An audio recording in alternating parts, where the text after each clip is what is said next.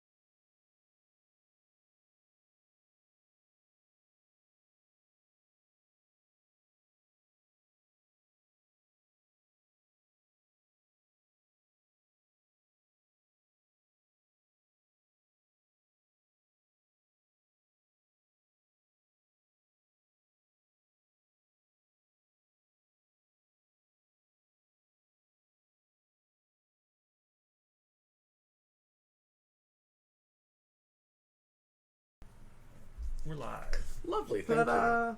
No good themselves shall listener here speak of the devil, and she shall appear. Live from Portland, Oregon, and only Portland, Oregon. This is Speak of the Devil, a live stream Dungeons & Dragons 5th edition live play brought to you by Infinity Break, where we're telling stories our own way. Oh god, I went so far past where I needed to be.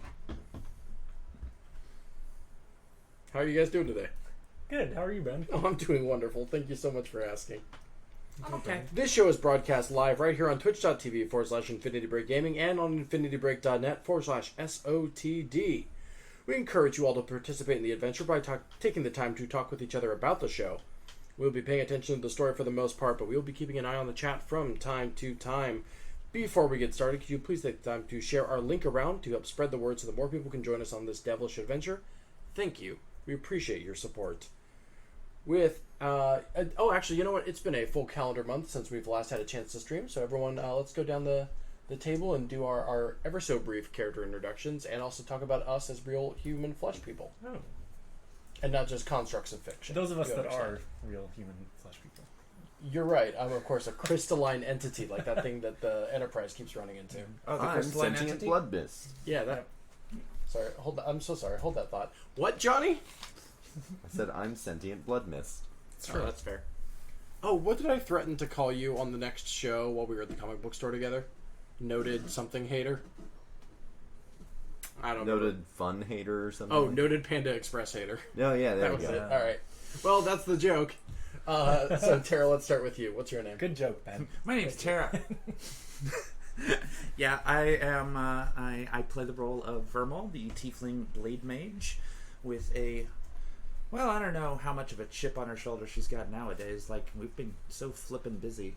But That doesn't stop you from being chipped. no, I could totally chip somebody off. Hold on. What does that mean? I don't know. Best I don't not to know. ask questions, truly. But You Vermal don't want to find out. Vermal hasn't fought anything recently, so who knows? That's true. It's been a long time since we've been in combat. Mm-hmm. I mean, not that long, but Define we combat. just fought the gigantic dragon. It's been a like- while since you've been in a combat you could win. Yeah. That's true. Yeah. We won that combat. I don't know, like Vermal and Dareth have definitely gotten up each other's nose, and so like that's an argument fight, you know. Sure, yeah. There's no that's stats. true. There's no stats to roll for that kind of fight. We rolled emotional initiative. I roll crippling self-depression. Oof. Mood. I am Andrew, and I am playing Dareth Fenyor, a warlock of the Fiend, in some conflict at the moment inside of his brain. There are two different ways he wants to go right now. The party's going one way. He feels like he should be going the other way, but it is what it is. That's not bother a lot. Hello, my name is Dr. Eden Radford. If you're feeling symptoms of depression and conflict, get somebody else's help because I'm experiencing the same thing. Not a lot I can do for you. I'm playing Dr. Eden Radford. My name is, of course, Ben Hamlin, and I'm the real person. Dr. Eden Radford is the fictional entity. Oh shit. Yeah. Twist. You don't want to see my... Actually, I know twist. what my stat sheet is. It's pretty alright strength, high wisdom, low intelligence. Charisma's pretty high, though. Dex ain't shit. Constitution ain't shit. That's just me as a person. Sorry. Johnny, what's your name? Oh, actually, it's my job to tell everyone what your name is. Ladies and gentlemen and other identifiers, without further ado, please welcome to the stage noted Panda Express enthusiast. Or, excuse me, hater of Panda Express. Johnny Ronaldo. Sorry, bud.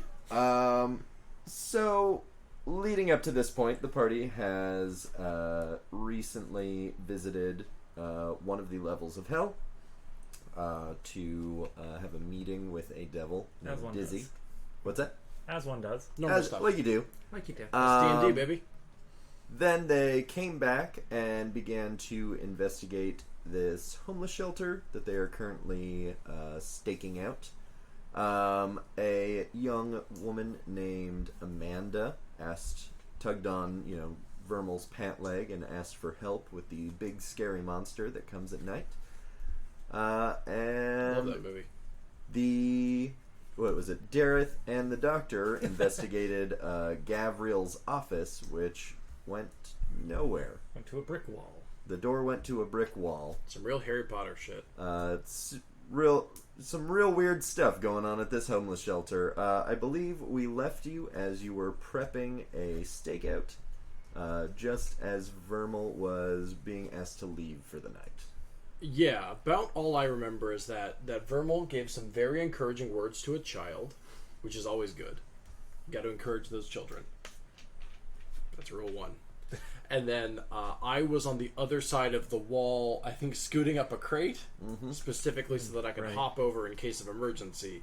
And also, I guess Tordek just sat on that crate while I was moving. Yep, If I remember correctly. that sounds That about sounds like right. Tordek. Yeah. So that's all I remember I'm doing is I'm hunkered down and I'm ready to go and I'm real.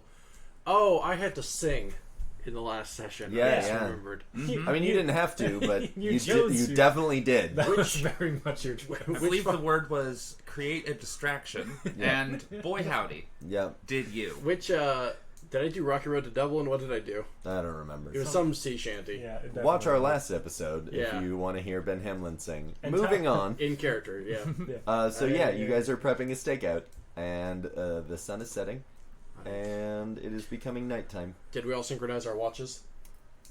Oh fuck! I don't have a watch. Oh no. Look at the sky. Where'd my watch go? Eden pulls out his actual heirloom pocket watch. So if we just want to go down the table, you just said that you were moving a box to. Yeah, no, I think I'm secure on the other side of the wall. I'm ready to leap over should something happen, but I'm of course waiting for something to happen first. Gotcha. So you're just like camping out next to the box, waiting for a sign. Yeah, I believe that my reasoning last time was like I kind of pissed them off last time I was there. They're not gonna want me sticking around, especially since I'm not in need of aid. So I am just going to make myself put myself in a physical position where I am very close to the homeless shelter should something go down, but where I will not be immediately seen. Hence why I'm in this alley on the other side of the wall next to this crate. I'm kind of tucked away. Excellent. And I'm gonna, since Christina isn't here, we'll just hand wave. Tordek is still just sitting on top of the crate. Dareth, then- what are you then- doing? A very brief scene of, "Hey, you bastard, get down to see you." Shut up. I think I would find, unless they try to push me out, I would try to find a place inside of the courtyard. They absolutely will not let you in at night. You are dressed far too nicely to be let into a homeless shelter at night. Well, in that case, so if I understand right, Eden is on one side. Mhm. Can I just go around to the other side to Yeah. kind of box it off? Yeah, you sure can. Okay, so yeah, I would go to the other side of the courtyard, on the other side of the wall, and kind of find a spot where I'm not obviously loitering, Mm-hmm. and then just camp out right there. I assume you're just like reading your book or something. Yeah, Dope. that's always a good assumption. Yeah, Vermal. So, as I recall, Vermal was still chilling with Amanda on the interior and was getting not great stares from the local monks. You were getting shushed out because they were closing the gate for the night. Mm-hmm. Okay, score. And they didn't actually get me out yet, though, right? Do I have the chance to do something? Yeah, sure. Okay, score. Do I see Ezekiel anywhere nearby? You see him over, like, off towards the door into the actual building area with several monks. Cool. Are there any monks close enough that they might be... There's the two that are ushering you out. Sweet. I'm gonna ask if one of them would be willing to bring Ezekiel over for a moment before I leave. He shakes his head no. Are they willing to convey a message to Ezekiel before I leave? One of them kind of tilts their heads and just, like, motions at his mouth. And yes. then motions towards the door. Like, motions you towards the door. Cool. Where's Amanda? She is curling up in her bed. In the alleyway. No, inside the homeless shelter. Oh, they I'll, actually got her inside. That's... I know it's very easy to confuse me with a 6-year-old girl, but I'm not that character. I'm the one in the alley. Yeah, there's just like a lot of bedrolls rolled out, and she has her bedroll. Fine. Vermal huffs and leaves. All right. As you exit the courtyard, they close the wrought iron gate. Mm-hmm. Very quietly, Eden kind of looks up toward Tordak and goes, "Wait, what was our signal? Do we actually have a signal? God, we're just gonna wing it." Yeah. How tall is this building? It's one story. It's just one story? Yep. On my side, can I look? I kind of want to try to get a better view of everything. Are there any footholds or something that I could use to climb up onto the top of the building? There's some crates. All right, can I push some crates around and climb up to the top? Yeah, give me a strength check on how well you are able to arrange some crates. All right. Let me check something real quick. I want to check if I have anything to assist with this, because I'm not strong. And in fact, I do, if required. Folks, we live in a society. That is going to be a 12. Wait, 12. All right. Wait, 12. Gotta triple check those numbers. You find a few smaller crates that you are able to move, but it doesn't give you a whole lot of help getting up. They're, maybe 1-2 feet off the ground. So I'm not able to get onto the roof. Oh shit! Did I get? I mean, you can make a dex check to see if you can still manage it, but Hell yeah, I am. Just straight dex? uh-huh. Alright, I got a +1 in that. This will go well. I'd take athletics or acrobatics. Well, acrobatics is +1, or athletics is 0, so... okay, I'm going to use my Dark One's own luck to give myself another d10 on that. Okay, that's a number. So that's going to be a 13 total. As you ask my patron to assist me climbing onto this building. Your patron assists you, and you still aren't able to do it. Your patron's assistance takes form in that when you tumble off the side of the building, you don't fall directly on your face. Cool. Okay, I'm going to get up on the few crates that I was able to stack a couple feet off the ground and sit on those. All right. Call that good enough. All right. Does anyone else want to add anything before we go into stakeout mode? No, I just want to compliment Andrew's Zelda puzzle moment where it wasn't even about like getting the right blocks in the right area. He just like couldn't move a block. I just appreciate that. Nope. We never think about Legend of Zelda games where Link's like twice as strong or twice as weak. Mm-hmm. So, I should have Dareth, blocks. I need a perception roll from Oh you. god. Oh, great. No, we're screwed. Which die? Alright, come on, purple and black. Don't fail me now. Oh. That is gonna be a 13. Dope. So the night passes for Dareth uneventfully as he reads his book. Implied I fell asleep. Everyone else wakes up when the sun rises the next morning. You are exactly where you were last. Fuck this promo tweet.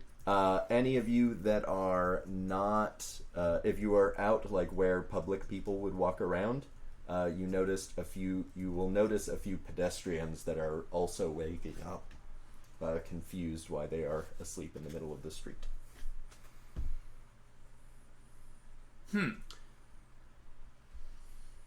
Dareth is going to, seeing that it is morning now, get up and walk around to find everyone else.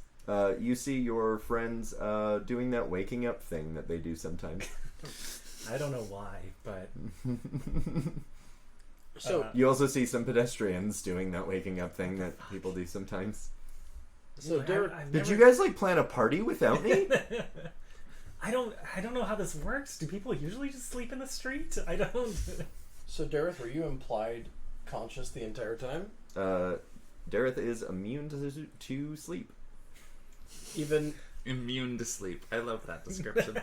If I'm not mistaken, you are immune to sleep magic as well, yeah? Let me check. I am a half elf, so I don't know that I am. because obviously something fishy happened. I have advantage. Oh wait, no, yeah, magic can't put me to sleep. Never mind. Yep. Boom. There it is. Faye It's versus- almost like I checked this before I made you roll and nobody else. Hey, My no one Fae- doubted this. No one doubted my this. Fae ancestry. I doubted it. That's why I was checking. So yeah, Alright. you all are just waking up.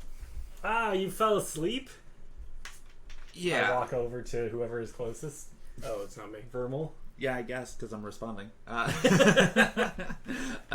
Yeah. It's not my favorite thing, but I have to. Sleep? Yes? Yeah, me too.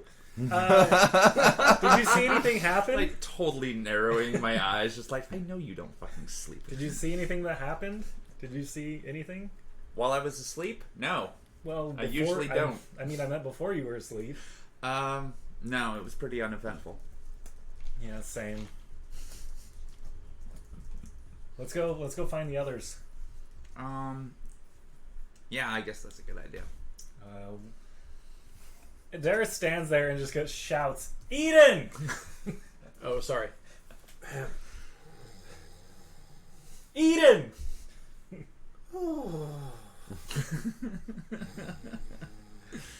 Eden! Much longer, and I'm gonna start Eldritch blasting things. The cursed word. Oh yeah, fuck shamrocks. I had a nightmare that you Eldritch blasted me. Yeah. The mere, just the mere word sent out like psychic waves into Eden's brain that alerted him that he needed to stand up. Oh, there he is. Where? He Over there. Eden snorts himself awake, and then whacks the side of the crate once he realizes it's morning, so as to alert Tordek, who I presume is just lounging across the top of the crate. Is Pippin sleeping? Pippin and Tordek are cuddling. Oh. All right, so he whacks the crate and goes, "Oh, it's bloody adorable," and then whacks the crate, whacks the crate louder. And then you hear Darius somewhere else shouting Eden. "Aye, lad, I hear ya. I hear ya."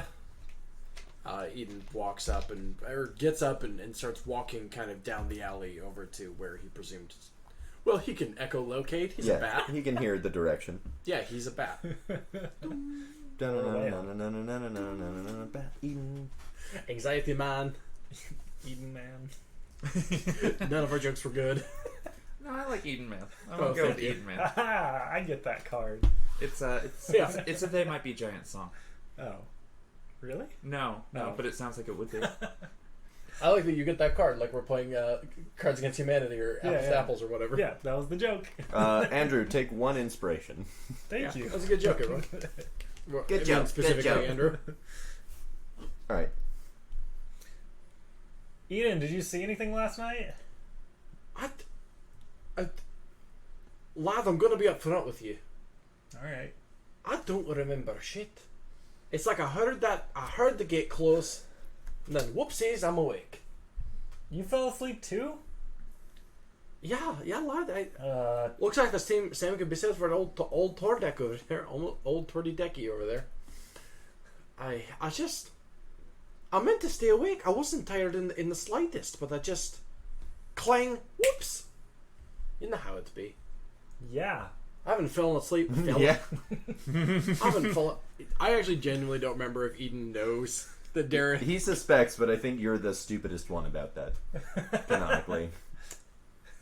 Very high intelligence and a very high No, wisdom. but you but have about rolled that. poorly on your insights or whatever. Okay. Shit, so we all fell asleep. I haven't crashed that hard since after like senior year finals at medical school. Because I had been studying, and then I just whoopsies, I fell asleep. Alright. Every time I mention sleep, I have to snap. We should go see if anything happened. when Is we- the gate open? The gate is back open. It is past the time that they open it. Cool. Damn. Ah, jeez, we slept in way too fucking late. Way too what? Fucking late. Oh, okay. You didn't pronounce those middle two letters the first time. Don't think I have to. It's not the law. What are you, a fucking word cop? Word cop. Dareth pulled out a badge. Word cops are bastards. Fucking word cop. Let's go see if anything happened. Sure, lead the way. Once again, I would like to apologize to our listeners from the British Isles. Dareth leads the way into the homeless shelter. Sorry about all of this. When you walk in, the two most immediate things that you would notice, if you have a decent perception score, Hello. is Just that me. Amanda is sitting up in her bed, crying, and the gentleman that you saw being given a very lavish dinner is gone. Huh. Amanda! Amanda, are you here? There's one less than there were earlier, weren't they? Sorry, let me try that again. There's a person missing in there. So, Right? Everyone else seeing that? Just not just me? No, looks good to me. Nope. so is Not what I said. how bopping are things in here? So it's the typical morning routine where the monks are walking around with pitchers full of water, Yeah. dispensing, small bread rolls, things like that. All right. I'm going to approach Amanda. When she sees you coming, she immediately gets up and hugs one of your legs. He's gone. Who's gone? The man over there. Okay. He was the one that was across from us yesterday, right? Mm-hmm. Okay. Did you see or hear anything? No, I wasn't even all the way ready for bed, and I just must have fallen asleep. You must have been tired after all of the excitement yesterday. Yeah. Maybe. All right. So, do you know what his name was? Mm-mm. Okay.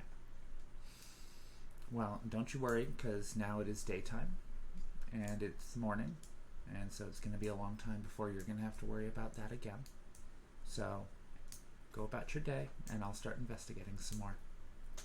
She goes to one of the monks and gets a bread roll and a cup of water and sits back down on her bedroll. Nice. Not that long. Until she has to worry about that again. I'm comforting a child. Okay. Just saying, only about 15, 16 hours. Yeah, I know. I can count. It just occurred to me, what if Dareth just needs glasses? Maybe that's why his perception's so bad. That would be so fucking funny if we'd just... Also that you're traveling with me, a doctor, and that never occurs to me. Mm-hmm. To Well, also, Landa, notice you're squinting a lot. it also occurs to me that even if Dareth needed glasses, he would be the first one to vehemently deny that he needs glasses. Sure. So, Things are just fuzzy. That's how they are. I guess we'll never know. I don't like how leaves look. Put them... What, so we wouldn't have... Did we walk over with Vermal, do you think? Dareth wouldn't have. Dareth would have been standing there looking at people. Yeah, that's fine. I assumed Vermal was separate from you all. So I kind of motioned Vermal back over. What's up? What did she say? She said that one of the people went missing in the night. Shit. It was a adult male who was, last night I saw, eating a very lavish meal, comparatively speaking to everyone else around here. You Like- think... Like he had a tray and everything. It was like a tiny feast. You think that Eden kind of glances around real quick and fattening up the pig, as it were? It occurred to me, yes. Or was But it... for what? Or, I mean, some sort of sacrificial something, I'd start to think. Maybe? Trying to remember to talk into the microphone. Hello. maybe like a last meal thing. Yeah. Or maybe... maybe some sort of twisted version of a final reward. I don't think I like the implications of any of the scenarios that we just pitched. No. Let's go outside and talk. Yeah. We are, technically. No, we aren't. Do I We're see... very much inside. Isn't it a courtyard? Yeah, it's a courtyard. Well, but there's also a house, right? And Yeah. Amanda is inside of the building. Oh, No, Amanda was sleeping in the courtyard. I thought, On a so bed. they just have beds outside in the courtyard? roll Oh, perception. okay. Yeah. Yeah, there's like We're fucking outside. there's like a U-shaped bit of roofing Yeah. that protects them from the elements and such, but it is an Still outdoor outside. courtyard. I could have sworn you said inside the building, but alright. Well, It doesn't matter. it makes sense. Derek looks around and realizes he's been outside the whole time. This was accomplished by Eden Oh. just tilting his head upward a little bit. What the fuck is that? He points at the sun. It's a huge fireball. It's a torch. It's coming. Really for big. us. Yeah, the like vast majority of space of this place is the outside courtyard, and then there is a like very small building with some Okay. like dormitories. Got it. And the Uh, brick wall office. do I see Ezekiel anywhere nearby? He is with a group of 2 or 3 monks, kind of getting things ready for the other monks that are going around handing things out. All right, I'm not gonna. Very near the door to the building. Okay, I'm not gonna bug him right now. We need to bring this up to the monks. We need to talk to them. They clearly know something. Yeah, they Either do. that or I'm just going to start throwing Eldritch Blasts. Well, Hey, lad. before we get to that point, I mean, don't get me wrong. I'm not opposed to harsher interrogation, but maybe we should discuss what we think we know outside before we start that. Can I tilt Vermal's head up the same way that Yes. Eden did mine to show that we are outside? Yeah. Damn it. Yeah, Outside of the courtyard, yes. I think yes. it's time that we run those errands we needed to run across town, and that's why we're leaving right now. We have what errands? I realize I have No, I I painted just myself into a corner here, no, I just looked at my own deception scores to see if I was going to play along with that. or I realized that Dareth is too stupid to catch what I'm putting down, Or are we going for a hike? and that my charisma as Eden is too low for me to properly convince him that I'm doing a bit. Which means we're just two morons staring at each other until one of us dies. And based off of our relative lifespans, it will be me. The unstoppable force meets the immovable object. Eden is 47 years old. He is halfway done with his life in D&D terms. So why don't we do right by ourselves and talk this over breakfast? Oh, I like breakfast more than errands. Yeah, and see, they're all eating their breakfast. We might as well, do that too. Like the worst convincing argument that I can come up with. Kara, thank you. Yeah. Well, Vermal's trying to play along with you. All right, let's go get breakfast. Yeah, let's do that. Let's discuss it over breakfast. So where are you intending to go for breakfast? As I recall, there was a I'm really across the street from... there was a thing that was across the other courtyard that is outside of the homeless shelter courtyard. As I recall, there was a restaurant of such over there. Maybe it was just fish and chips. Maybe they had other things. I don't know. I didn't really read the menu. Who's to say? Johnny is actually. Johnny, literally Johnny. Johnny is. Did I say somewhere was across the street from it? Like- Across another courtyard Very, from where very they were close. stacking boxes. But that's only as I recall it. I do not know. Here, let me just look at your map. You're in no danger. I Don't can't we read. canonically have a map? I have a map. do. Yeah. Nobody ever asks for it, though. Well, I'm just saying that, like, you can't cheat. So the by most looking at the recent thing you went to was the Hanging Lantern. Because isn't that where they had the talk with the main guy? map while we were doing the distraction. Yes. Like in the last session? Yeah, so I figured that was close. All right, yeah. Like not All right. across the street, but like real close. Yeah. All right. Relatively. So the Hanging Lantern is there, and that's the place run by the lady who doesn't like cursing. Ah, blast. What wasn't a swear word? No, blast is not a swear, but that was pretty close there. That's a fucking mint stuff. Oh! There was two. We're not inside. Lady Sir True. We're not haunts your inside. We're not dreams. there. We're literally not there. No, we Haunts your dreams. So are we going there?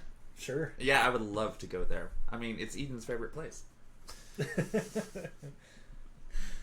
All right, score. Empty table towards the back, We do it. Yeah. as A per booth. is my Booth. style. Yeah, For booth. Booth. I don't know if they had booths. I think Booth. they had tables Booth. and chairs. Booth. They have a bar stool. If you did this, it would be kind of like a booth. No, it's not the same. That's fair. Okay, There's a table in a corner. There are no boots. do you want the coloring page? Yeah. If you do it real good, I'll put it up on the wall. What? I'm gonna roll a performance What's to a color. refrigerator? On the wall, I said. Oh my god! I killed that. Wow, did you color like inside the lines and everything? No, he shaded. That is a 23 on my performance to color inside the lines. Oh man, that makes sorry. I don't You want to take color over, inside but the lines. Hell yeah! At that point, I think you can do the cool like texture thing where like depending on how densely you draw, it looks like different textures or whatever. Yeah, like you're all weirded out by how good it is. Dareth has his tongue sticking out the whole time, just like. That's beautiful. God, you actually follow the suggestions that were on the back of those like Crayola crayon boxes. This is how you do hatching. Whoa, 64 colors. That's amazing. He's like a master blender now. He's making maroon. Okay, so we came to get breakfast. We should probably do that. I'm gonna sit in the corner. The corner Yep. of the corner spot. All right. Nobody's sneaking up on me. Lady Sir True makes her way over to the table. And what can I get for you this morning? What do you recommend for the morning? Well, we Eggs? have a breakfast meal. It's eggs and bread and sausages. Sounds fine by me. Do Same you have here. anything hot to drink? Oh, of course, we have the best coffee in Waterdeep. I think I need that, please. And for everyone else, Oh, same thing actually. I'll just take whatever. I'll have what she's having. marvelous. Can I just have eggs? Absolutely. And she For the goes meal. off to grab all those things. Awesome. Dareth is like very into his coloring. Like the paper's down. He's got his face like down right next to it as he's shading away. And You do need glasses. Pulls up from the page. No, It's I just literally got my glasses prescription because they were like, "How are you drawing?" And I'm just like, and they're like, Super "No, we're close. getting you glasses." Anyway, He just fucking pulls back and like, boom! It's just Van Gogh's Starry Night. with crayons. Like, Great. how did?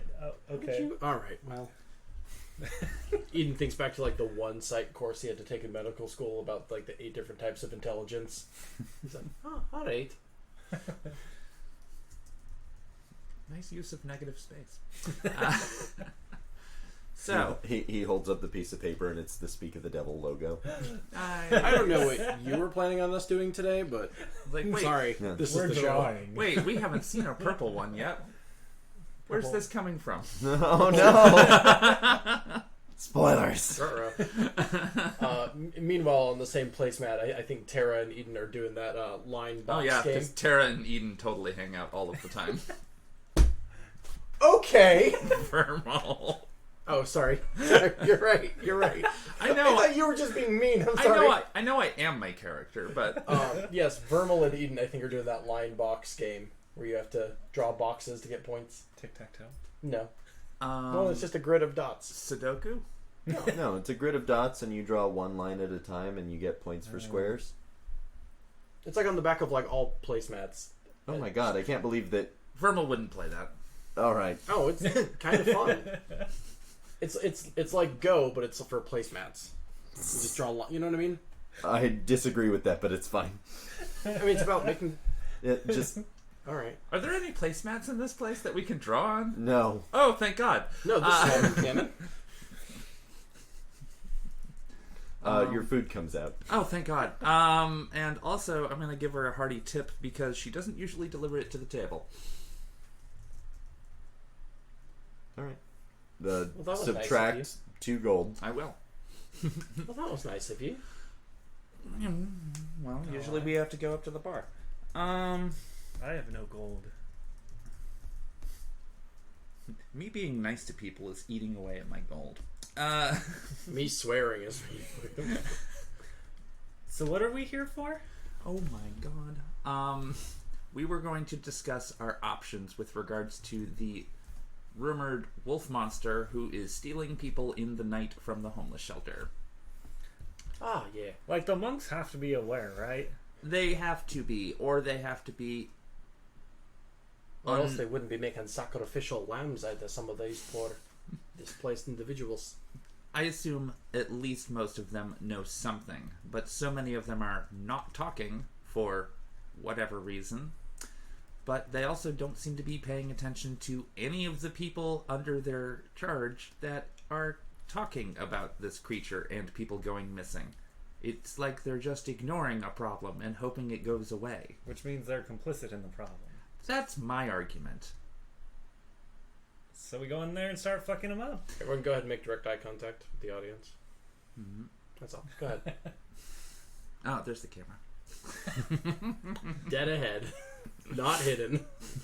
There's a light on it. A blue light. I need to check my glasses. Special. So yeah. But We so they could- all know, they're all aware, so they're guilty. Well, we don't know that they all know. Someone disappeared. Yeah, no, people have disappeared. Yeah. Multiple people have disappeared. And they ignore the people who talk about stuff. Wait. So what we're supposed to be doing here, Wait. Dareth pulls out his book and, like, not letting anybody else see, but, like, holding it up to himself and flipping through several pages. Okay. Looking for his notes. Finds a page and goes, we're supposed to be like getting, who's the leader of that thing, the homeless shelter? Gabriel. Yeah. Gabriel. We're supposed to be getting The Gabriel. wall. He Yeah. starts whispering, we're supposed to be getting Gabriel either under Glacia's control or convince them that someone is trying to take control of Waterdeep. What if we blackmail them with this? How do you blackmail? People are going missing under their nose. Who? Hi. Sorry. Hi. In order... Ooh, rolled my R there, sorry. In order to blackmail someone, there's got to be like... Alright.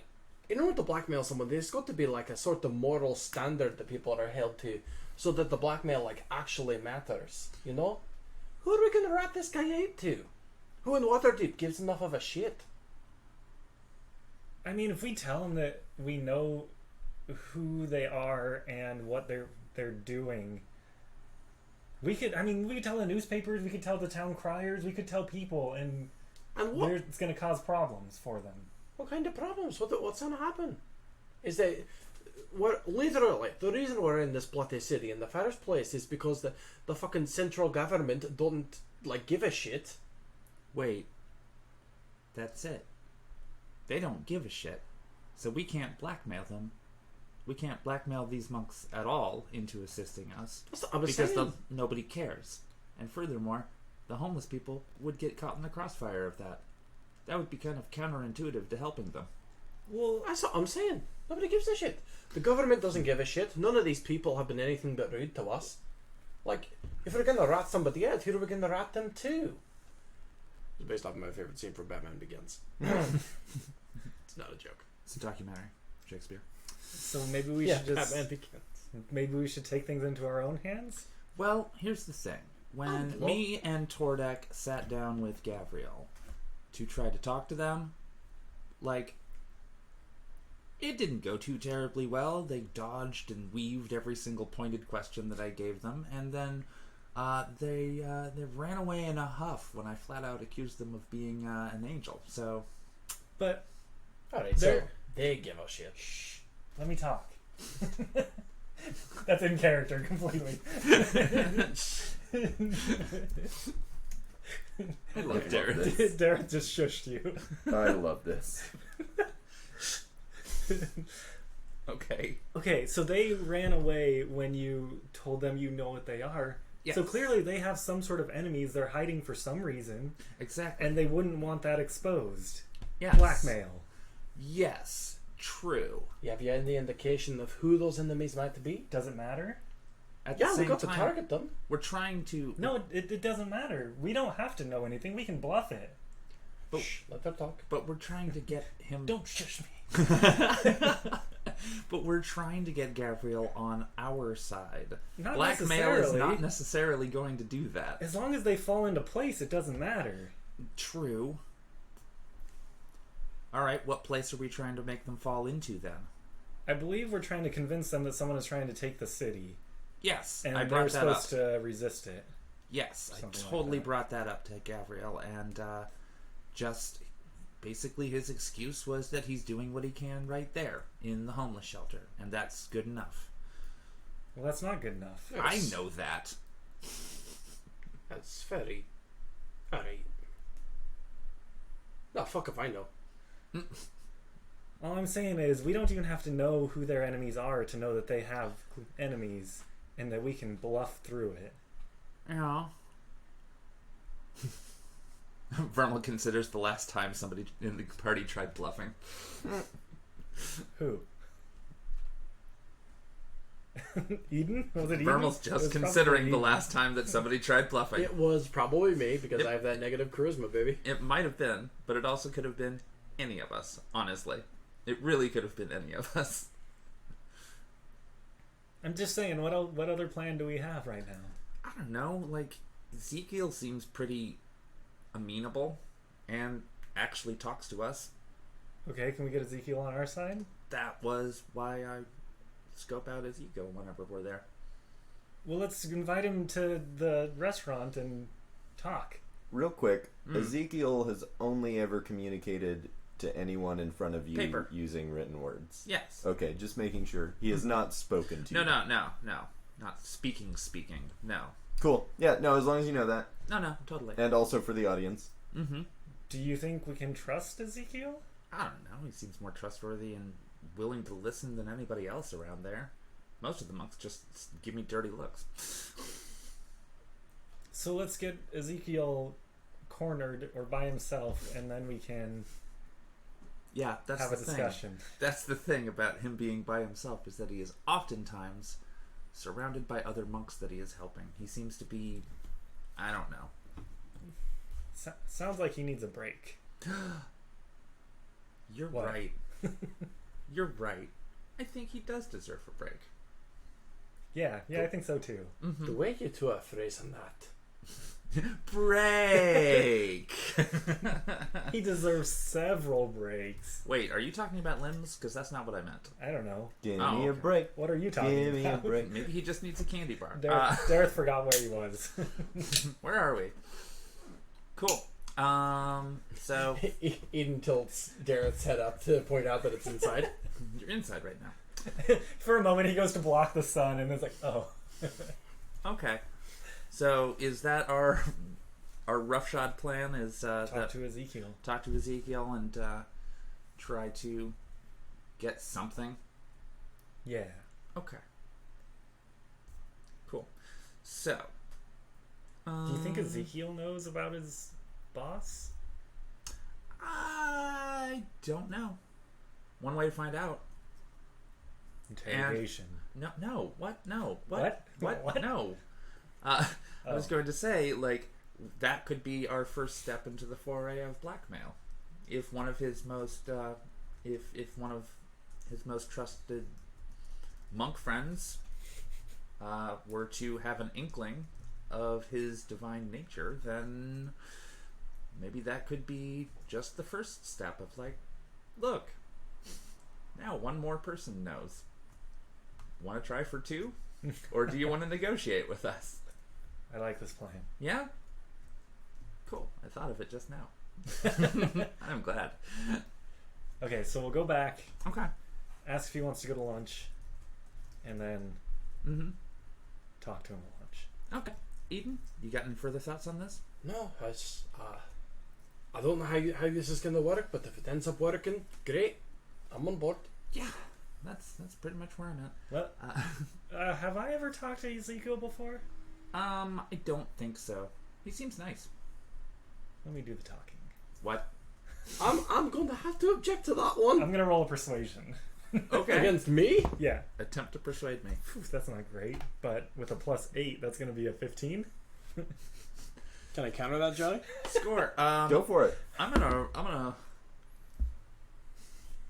You ready for this? What's up? It was 18 minus 1, 17. Oh. Well, then I guess I don't. Lad, I'm gonna have to insist that you don't take the lead on this one. Why? That's a good question. Eden's trying to think of an answer that isn't, well, it's because you're a dumbass. Well, why don't you just say because? Because I say so. You're not my dad. Okay, that's fair. I think it would be why it was. You know what? It was Venomal's plan. I think Venomal to take charge on this one. I mean, if you want to. Sure, why not? I have got a rapport with him. Dareth starts. What's the word? Fuck me. Oh, masturbation?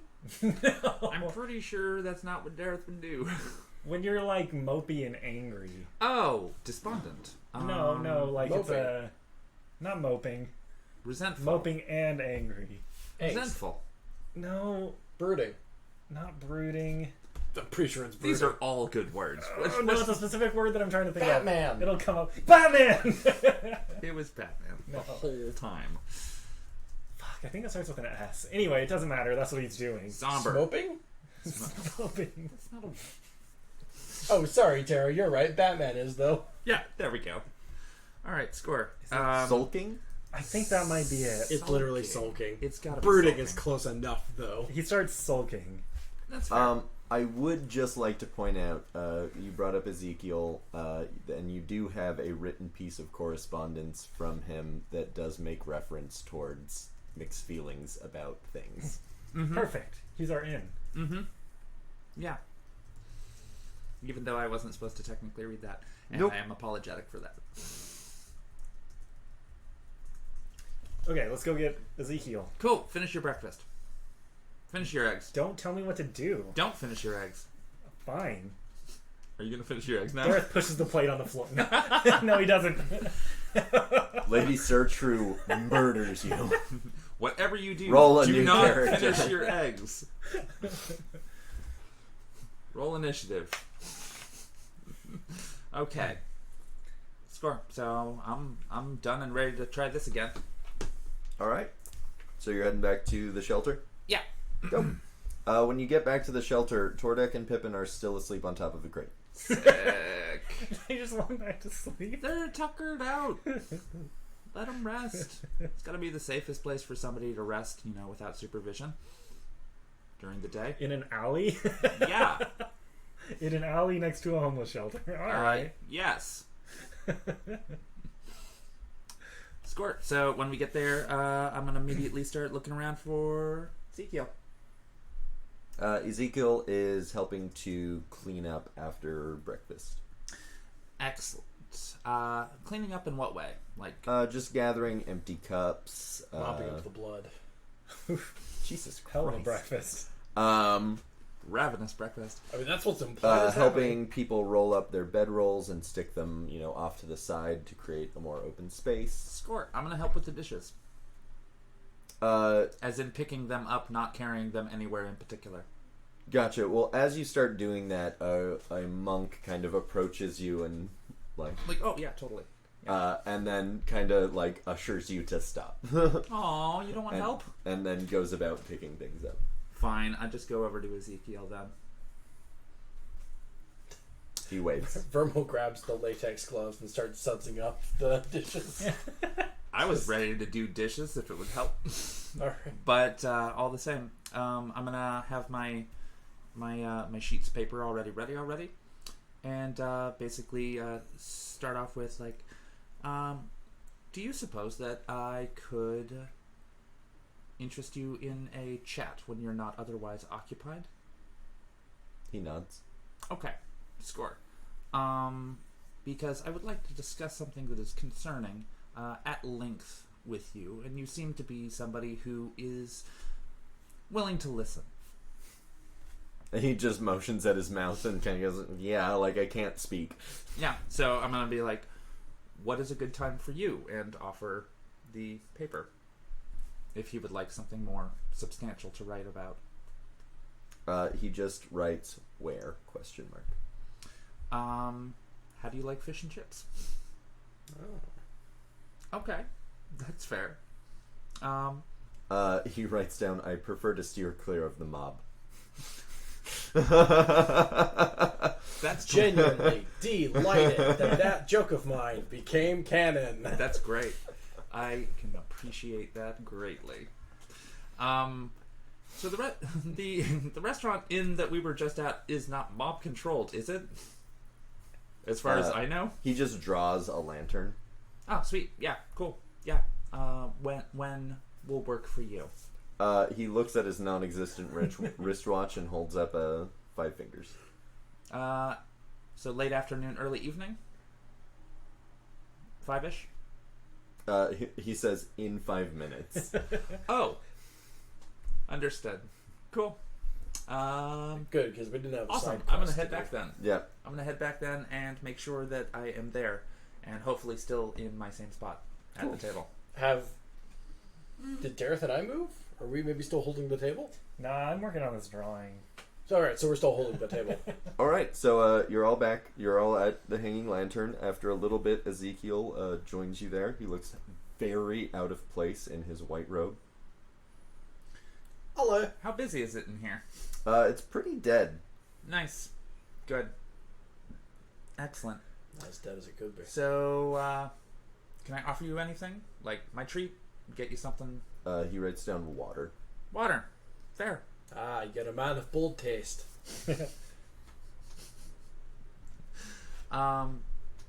So, and I'm just gonna like have the paper at the ready if he needs to write anything.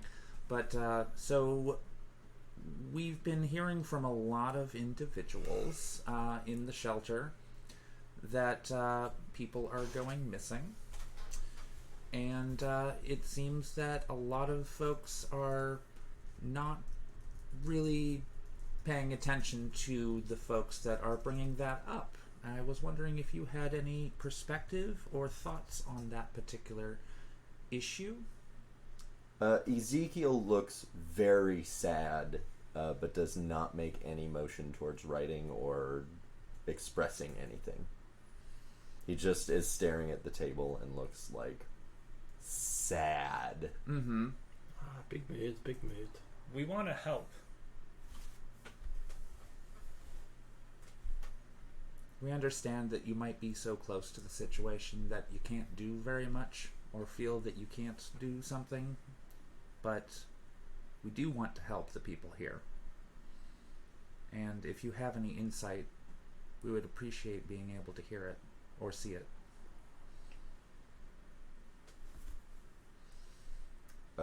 He writes down, the best way to help is to leave it alone. Leaving it alone means that people die. Yeah, I still got the body count.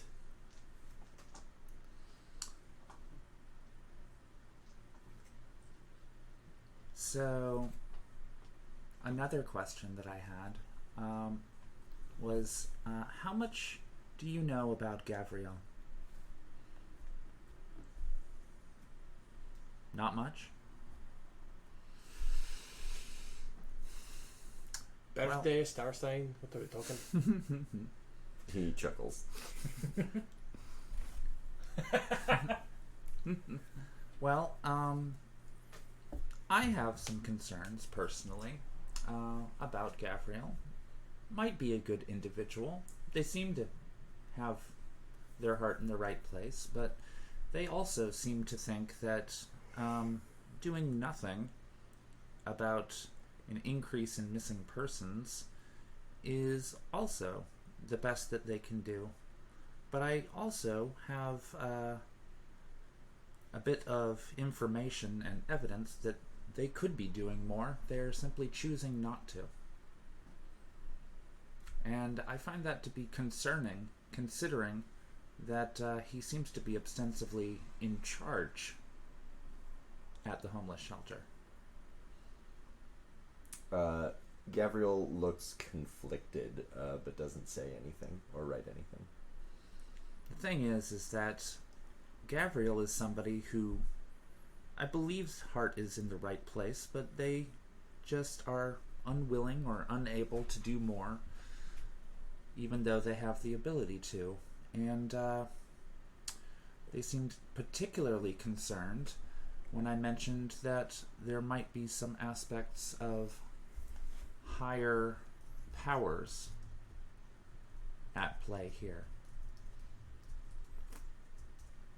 Do you know what we mean, lad, by higher powers? Okay, never mind. So, we need Gavriel's help to help save Waterdeep. Not just the homeless shelter, but the entire city may be in danger at this point. And I suspect that he is actually not, first off and foremost, off to the side. Gavriel appears to be human, right? Mm-hmm. Excellent. So, back in it. We have reason to suspect that he is not entirely human, or even from this world. We don't want to cause alarm with that, but, lots of people aren't from this world. Yeah, I mean, Not anyone we know. it's not necessarily good or bad. It's just a matter of, what he chooses to do with his life. And, he could be doing more.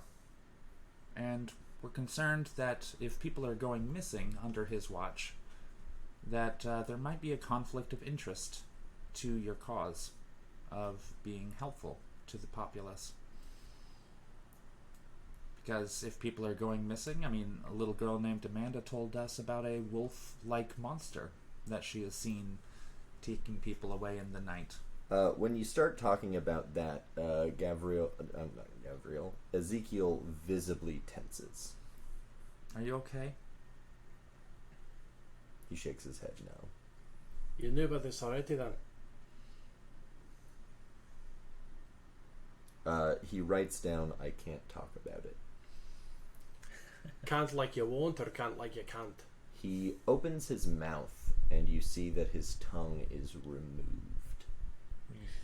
So can't like you won't, or can't like you can't? Oh my god, Eden. That's He awesome. can still write. No, it's true. It's true. Was that by choice, or did someone do that to you? He writes down, it is my vow. He writes down, he scratches out my and writes our. Ooh. That's that cult shit.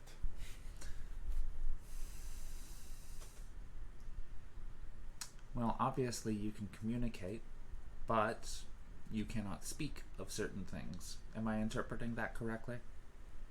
He nods solemnly.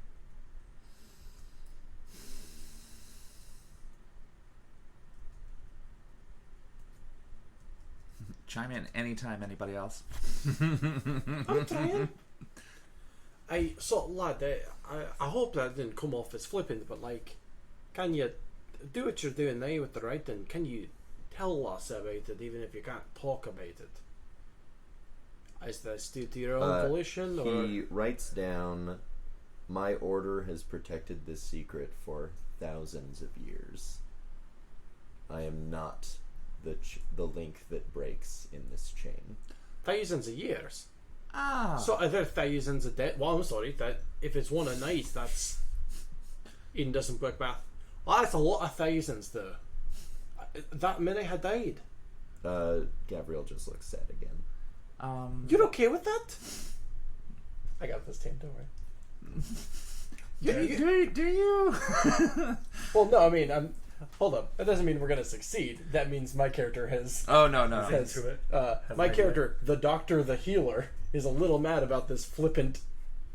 Do it. sorry, that many had died?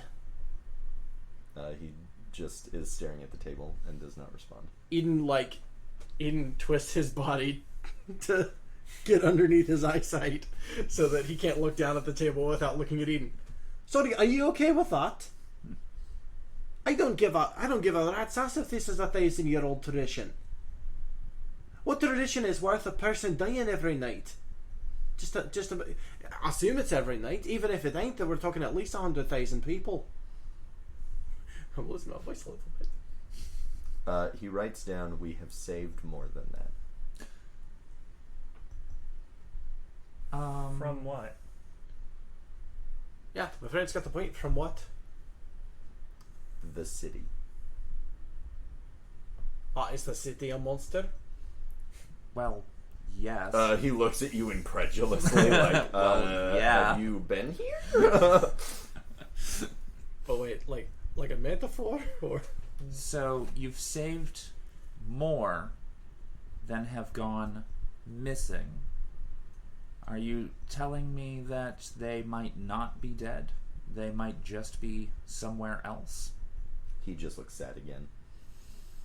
Alright, pick yourself up, lad. There's no use shedding tears over this. Let's fix this problem. That is why we are talking to you. We want to help, but we need to understand what's happening so that we can be in the best position to act outside of what you are and are not able to do. Where do they go when they're taken? He shakes his head no. Are they killed? He just looks sad. That's a yes. Ask him about the door. The door to Gavriel's office was a brick wall. Where does he go when he goes into his office? Do you He know? shakes his head no. Lad, I understand that you've got your secrets. Trust me, I do. You have an oath, and so do I. Mine's making sure that people stay alive, and are healed, and stay safe. You come clean about this. I don't give a shit if you don't want to talk about it, because it's some sort of 10,000-year-old tradition. I don't give a shit how old this tradition is. I want details out to you, and I want them now. I'll roll to intimidate if I need be. He stands up, pushes his chair in, bows to you, and leaves. Can I stop him? Should I stop him too? Yes.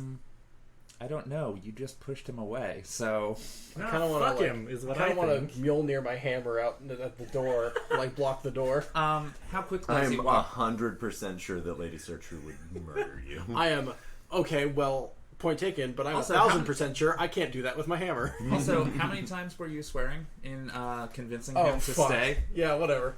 I'm not gonna pay attention to that. So is he still within earshot? Is he walking away quickly, or? Can I just shout coward? Ooh. Yeah, you can. I You shout sure can. coward after him. He keeps going. And Lady Sertru is behind the bar, fuming. I'm gonna say I read the letter. He stops briefly and looks at you, like turns around to look at you, like, what the fuck is wrong with you? And I then keeps... didn't mean to. I didn't realize it was addressed to someone else. I thought it was about him. He continues to look at you incredulously and then turns around and You like, know pops something out. is wrong. He leaves. God damn it. Alright. Am I the only one that's getting pissed off? And we should just burn down the fucking place? Yeah, I'm a little mad too. He's doing all this talk, in quotation marks, talk about oaths or whatever. Like, I don't have an oath. Like, you don't have an oath. We all got... Sorry. My pronunciation of the word oaths was getting really close to, like, Mike Myers' ogres. Ogres Also, don't he care. said vows, not oath. Semantics, Johnny. Thank you. Oh, sorry. I think those words are the same word, though. I'm coming to the conclusion that there's either A, and this is completely in character, by the way. There's either something so vastly big that everybody refuses to talk, refuses help, refuses assistance, and either that or everybody's in on it. That's sure what it seems like at this point. I mean, he's talking about vows. All of them take those vows that they cannot say what is happening. Mm-hmm.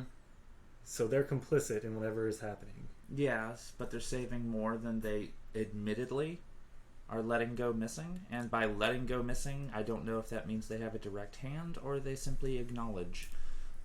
I mean, What's the difference? Well, they certainly have some fucking warning. Sorry. They certainly have some warning. They wouldn't know which ones to give the meals to if they weren't picking them or weren't told in advance which ones they're going to be. You know what I'm saying? Shit, I should have asked about the meals. What did Amanda get for food this morning? I realize that's a weird question. She got something very simple. I think it was a loaf A of roll bread. of bread and water. Mhm. Aye, but the meals happen at night. Do you think they're cannibalizing people? To make bread? No, to feed. Well, not the bread. I'm just But saying, that's what's the to plot of feed chapter. the homeless. Is that what he means? You think they're grinding the bones to make the bread? No, forget about the bread. I'm just saying. There's no bread. Derek The throws bread is bread across people. the room. The bread is people. I'm just saying. That was the plot of the first chapter. I don't think Johnny would be that redundant. You don't know that. Johnny, this is your chance to write that out of the story. I realize if it turns out cannibalism is also part of this chapter, I may have made you look like an ass. So, like, now's your chance to write that out. If cannibalism is part of it, it's like fine. Hey, stop it. That's like the worst metagaming over there. Stop it. It's not real metagaming. No, I know. I'm trying to get actual information out of Johnny.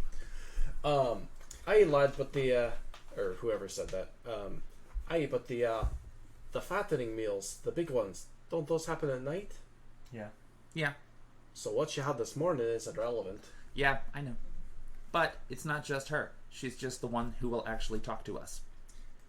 Okay, so the bigger question here is how much do we want to chase this? Because our goal is to make them aware of larger powers fighting for Waterdeep and all that and resist that. Mm-hmm. And it sounds like Gavriel is, to some extent, resisting that. Do we want to keep pushing on this issue or just call it okay? Aye, but what does calling it look like? Just giving up and then people die every night, or Yeah.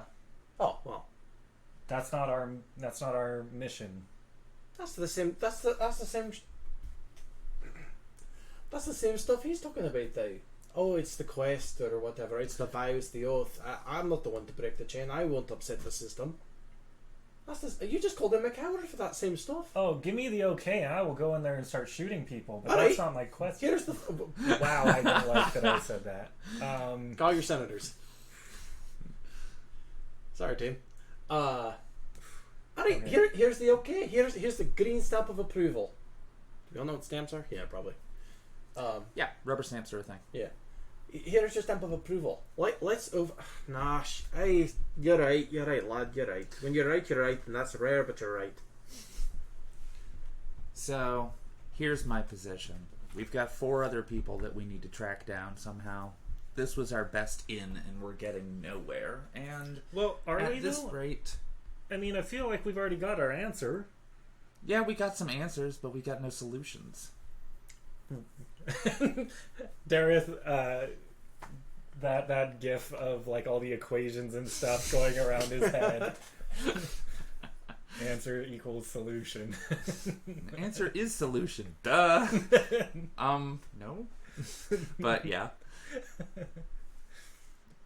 But we have our answer, we have our solution, and it's that he's aware of it, Gavriel is aware of it, Mm-hmm. and is resisting it, like you said, right? Yeah.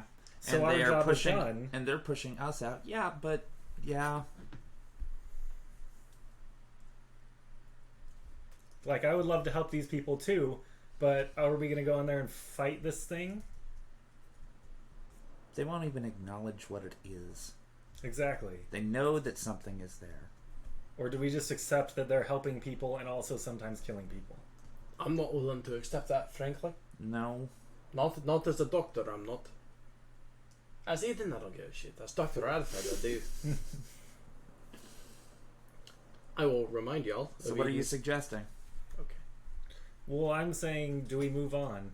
Put a check mark next to this one and move on. There's no check mark. They haven't picked a side. Hey, and also, what did we bloody accomplish? Didn't you said that you told him about Glacia and that he was resisting, right? I didn't say anything about her because we're not to talk about them. So you were just vague about it and said that there were forces that Yes. needed to resist? 2 large forces. And one of them sent us to talk to him about potentially helping save Waterdeep, and the other one is also interested in controlling Waterdeep and doesn't necessarily know about him. Or at the very least hasn't acknowledged him. So do we think that's enough? Or do we have any way of talking? Can we communicate with Dizzy? Oh, we are kind of on our own, ain't we? Yeah. I guess And that's we how don't it- even know where the other 4 are. Well, I mean, yeah, we do. We have a list of names and they're and somewhere. locations. I didn't get the locations. Jacob's in the City of the Dead. Abraxas is in the Library of Waterdeep. Cassidy is the head of the Waterdeep Guard. And then there's the one that we don't know. Well, shit, let's go to the library. I like books. Yeah, I figured that might be a good environment for you to be in. It's just that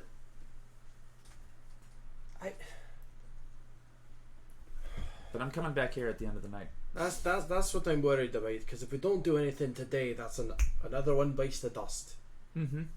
I mean, we could sit up all night again, but you guys are just going to fall asleep again. What was We're all with gonna fall Yeah, asleep again. that's another thing. what was with that? Everybody seemed to fall asleep. I didn't It's fall like- asleep. You what? I didn't fall asleep. Well, I mean, I know, but it's weird hearing you say it. What do you mean? Weren't you knocked out around the same time we did? Oh, no, I was awake. Wait a minute. How do you mean? You don't necessarily. You're unaffected by sleep or something. Is that it? Well, yeah, no, I'm a half elf, so I don't. I can't be put to sleep You can sneak in there invisibly, can't you? if I wanted to. Yeah. If you wanted to, you could do that. That only lasts an hour, though. Okay. So I mean, I could get in there, but then you would need to find somewhere to hide. Yes, you would. No, it doesn't seem there's a lot of space in that place when things start shutting down at night. If I just lay in one of the beds, do you think someone will notice? How good are you at sneaking? Not. That's too bad. Wait, hold on. Let's see how good Dareth thinks he is at sneaking. There we go. Oh, no. I am incredible at sneaking. That's Holy like crap. That's like a different type Yeah, of you metagaming. definitely think that you're good at that sneaking. was a natural 20, so I am the best sneaker You are you've ever the most seen. confident sneaker ever. Watch, he ducks under the table. Everyone's That is a 19. everyone's cups on the table like rattle when he hits the side of the table. Well, I don't see him. Well, no, he rolled a 19 on a stealth. 19, yeah. You are a little bit sure that he cast invisibility on himself when he went under the table. He was You're so like, fast. That was so graceful. I don't know where he went. Dun, dun, dun, dun, dun. Well, I mean, from under the table, he starts talking. Well, I So mean, anyway, if things go wrong, I also have my mustache. you have a mustache? right. Yeah, Oh, okay. sometimes. I mean, I know that you have a magic mustache, but I'm just like shocked. I'm just like, oh, you do? Wait. We're waiting, lad. Wait. Go for it. He is still. I'm ready. He has not come up from under the table. He is still sitting under the table. By the way. What if we get some ratty clothes? I put on the mustache and then go in there and be a homeless person. Okay. Do you have ratty clothes? I guess you have what you wore before you got this new Oh, ensemble. I burned those. Oh, I didn't burn mine if you want to dress up like me for a bit. I don't know that it'll fit. Someone could buy me Okay. clothes. I feel like we've done this before. I feel like this was literally our plan before. I'm pretty sure that this is like the opposite of other plans that we have had.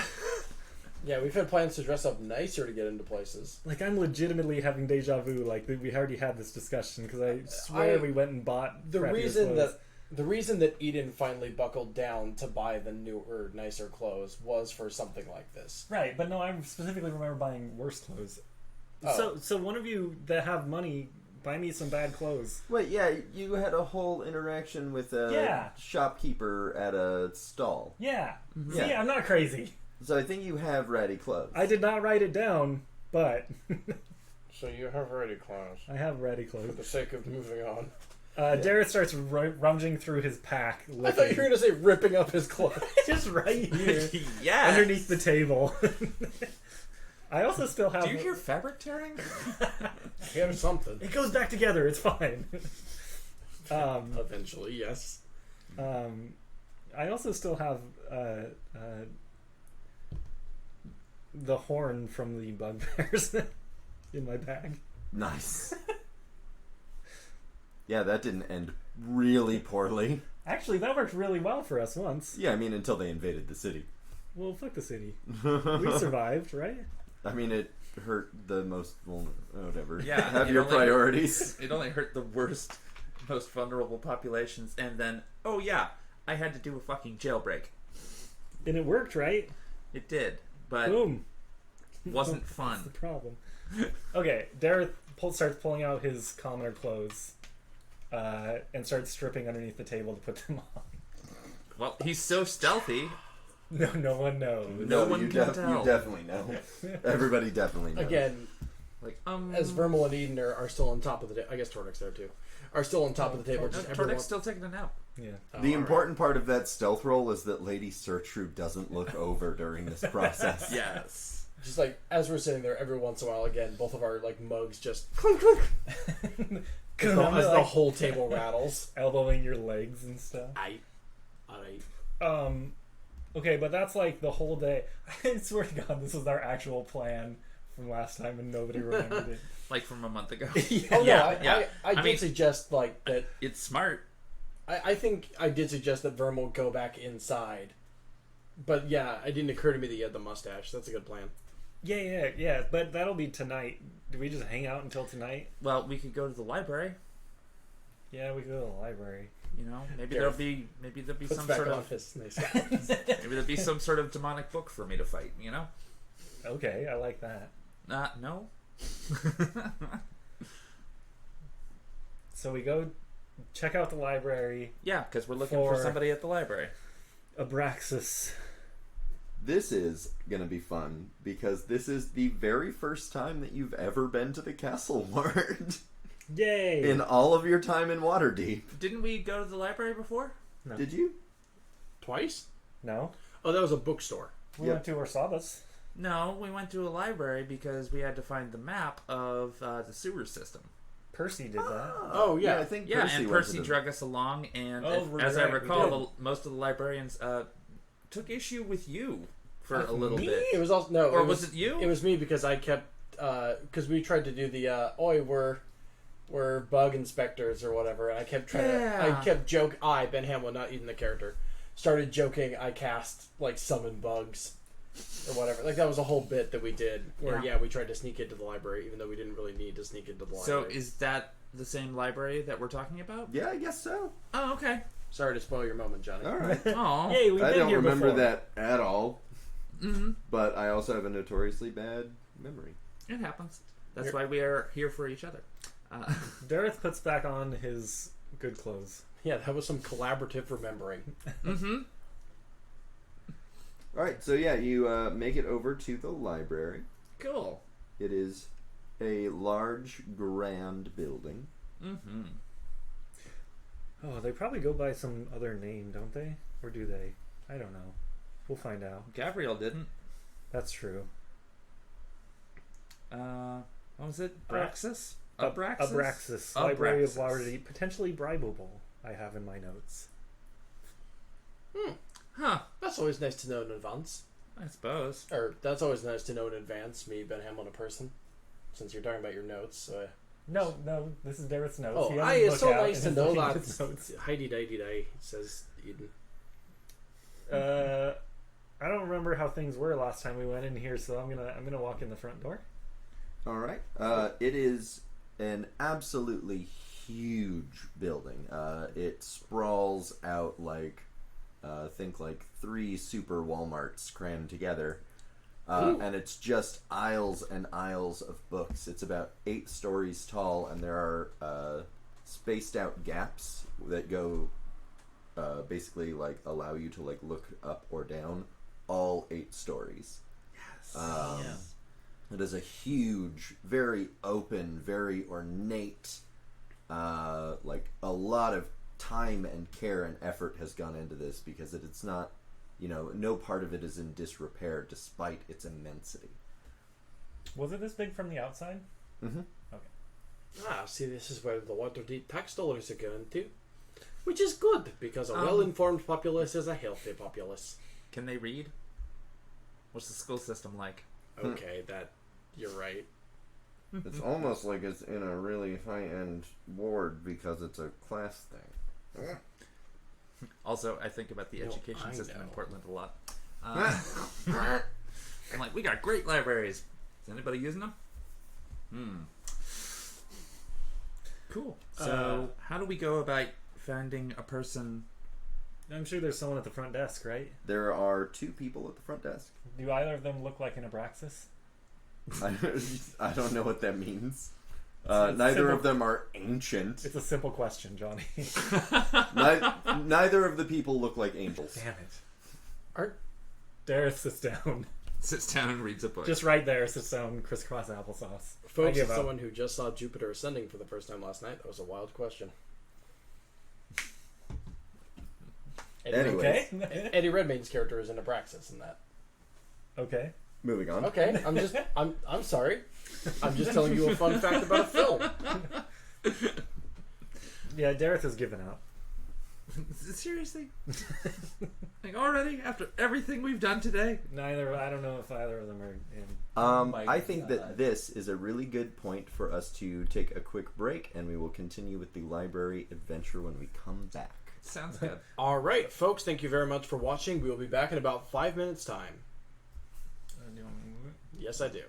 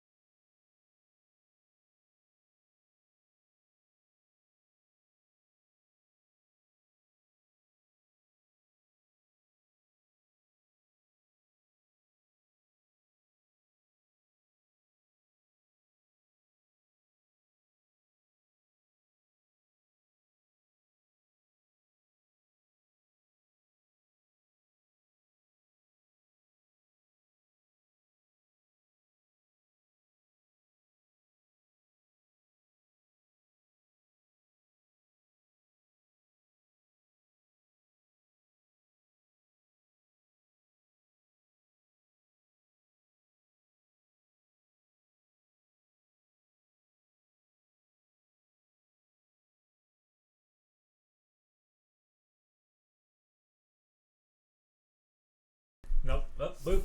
There we go. Yep, that's correct. Good job, Andrew.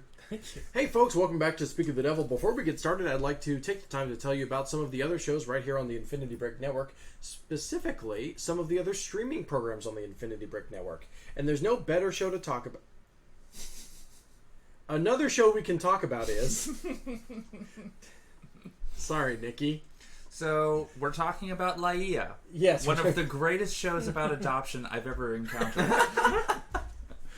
Yeah. Now, Vermal may be unable to adopt, but that's okay because the story is not all about Vermal. But in Laia, boy howdy, they get some of the cutest little friends. That's true. We adopt so many babies. And that's what makes it one of the greatest shows. Tara, I will transition to your show, but I guess we are talking about Legends of Laia, so we might as well just finish this bit.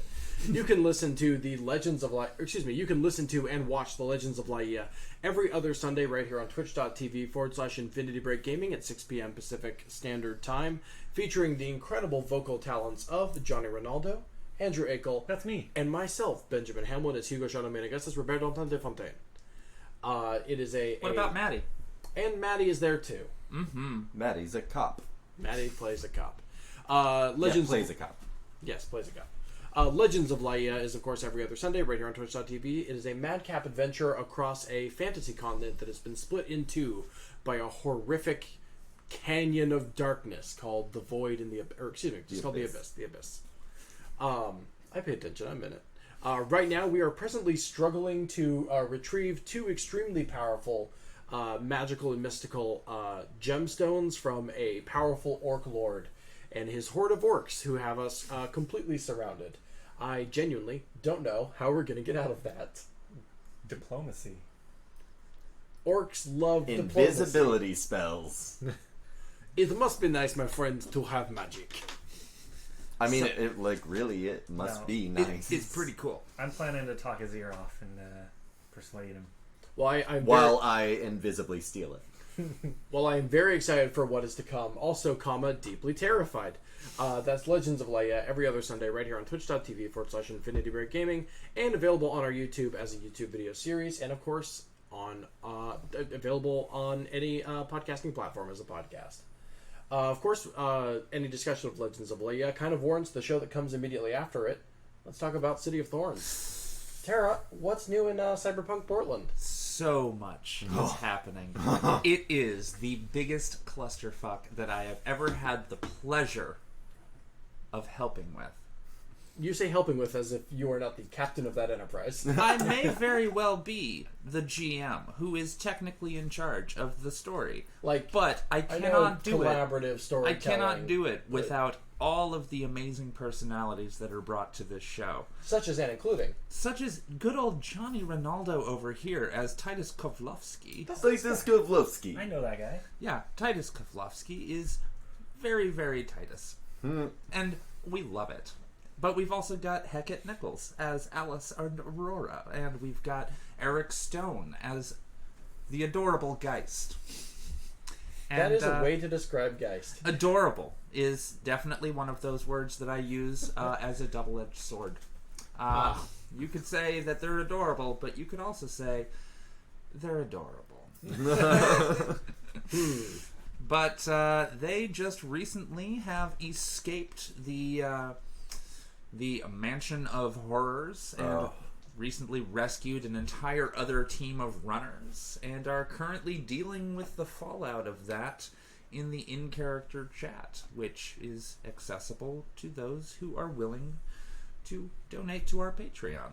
And then gain access to all of the shenanigans that happen, including how many times Titus and Alice are fighting behind the scenes, arguing over ethics and semantics.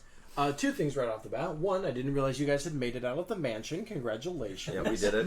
Another thing is that, least anyone think this show isn't badass enough, the latest episode title was The God of Hungry Walls. Yes. Which rules. And I want to say a big shout out because that title was inspired by my good friend Garrett Cook, who wrote an amazing horror novel of the same name, The God of Hungry Walls. And it is basically a horror story that he's such a good writer of weird horror that I got to chapter 4 and actually started pushing the book away from myself. And then I got to chapter 5 and said, I need to read something else. He's a really good at creating that sense of psychological dread, which was the inspiration of the last session, was creating that degree of dread that the runners had to somehow get away from. I believe in the relative near future you are planning a behind-the-scenes episode, and I'm very interested in hearing about your creative inspirations for that show. It's going to be a fun one. At a later date, perhaps. Not during this ad read, though. But the next session that we have next week is going to be City of Thorns reaching our midpoint that is of next the week. first season. Yeah, that's going to be the very, very next one. It's going to be the midpoint. And we're gonna finish that one off with a little bit of a bang. We're not going to be as... Oh wait, is that the week I'm missing? That's the week you're missing, I'm afraid. But that's why we're going to have your own side story that is going to happen, and then everybody will catch back up with each other for episode 14 or session next, one after that. Hey, correct. But Titus will have his own adventure, and we'll meet up with his friends, co-workers, after they have the next session that we will be broadcasting. Work associates. One more thing. You mentioned the behind-the-scenes character chat. I would just like to remind people very quickly, right here on the spot, that you can get access.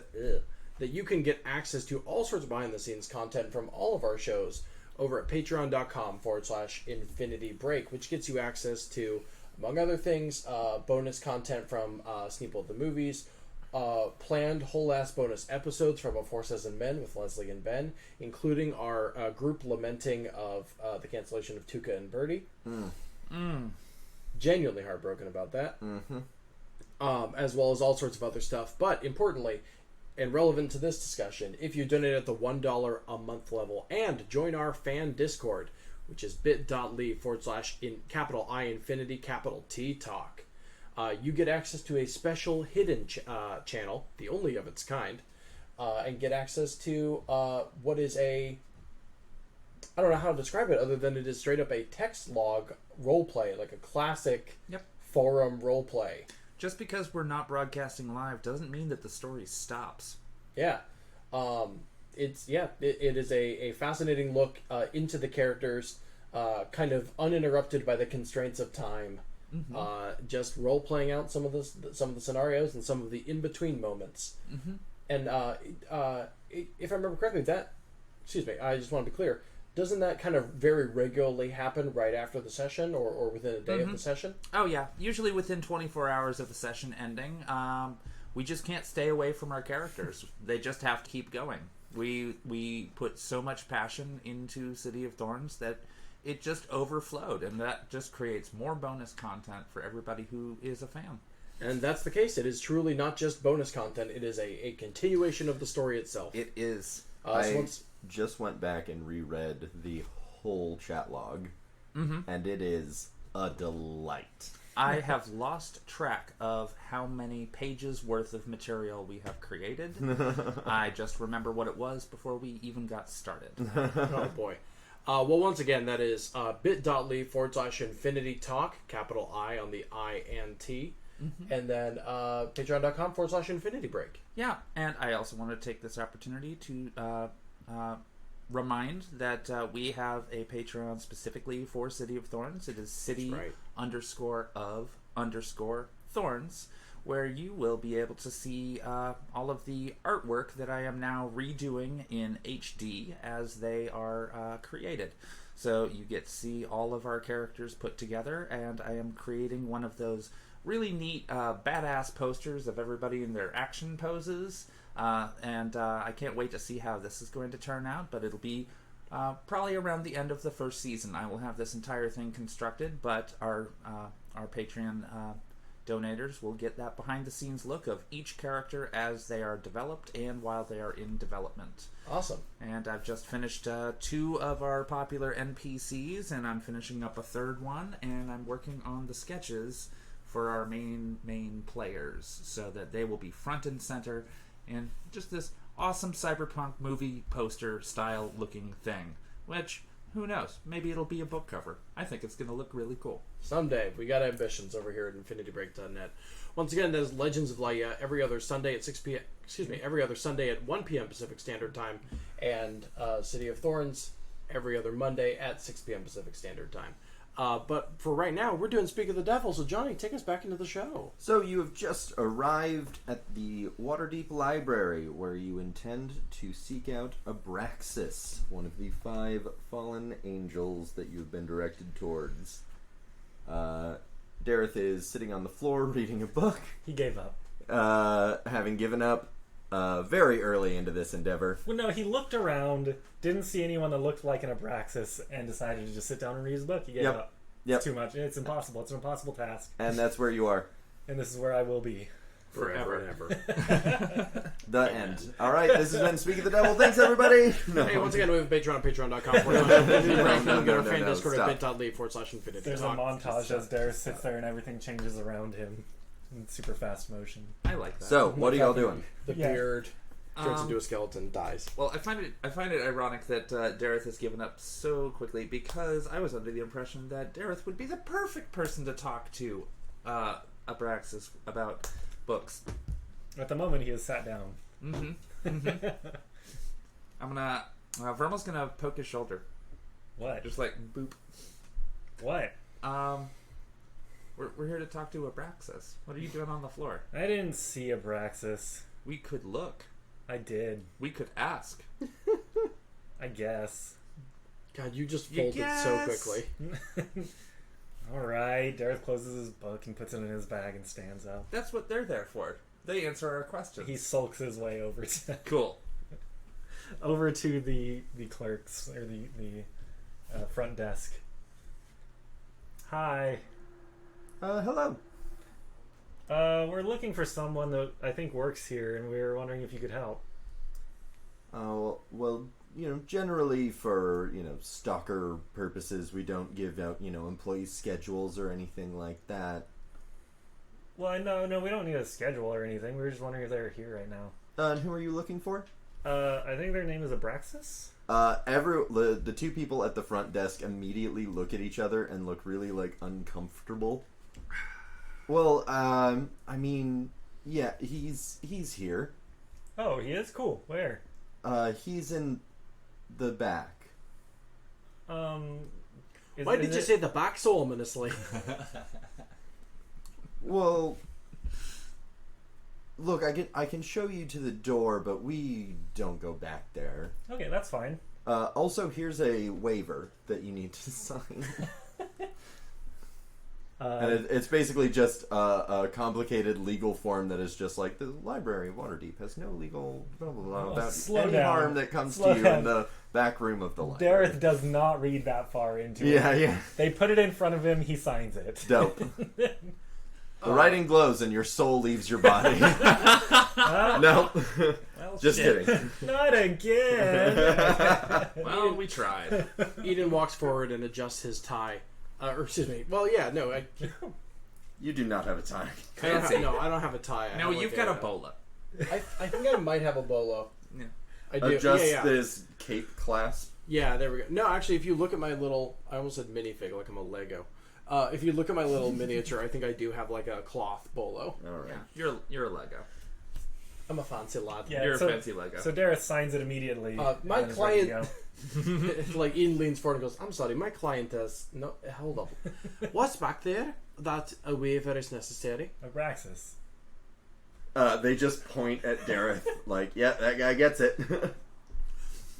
Maybe I wasn't paying the closest of attention. What's up, Abraxas? What's Abraxas with you? Oh. Eden just throws a bucket. Vermal. Eden flips over a It's table. terrible. It's the guy we need to talk to. Aye, but why would that be causing such alarm that we'd need a... Alright, whatever. Who cares? We Well, fought a goblin. I'm not going to hold the library responsible for whatever Abraxas does, so give me one of those and I'll sign it. They hand you a form. Sick. Done.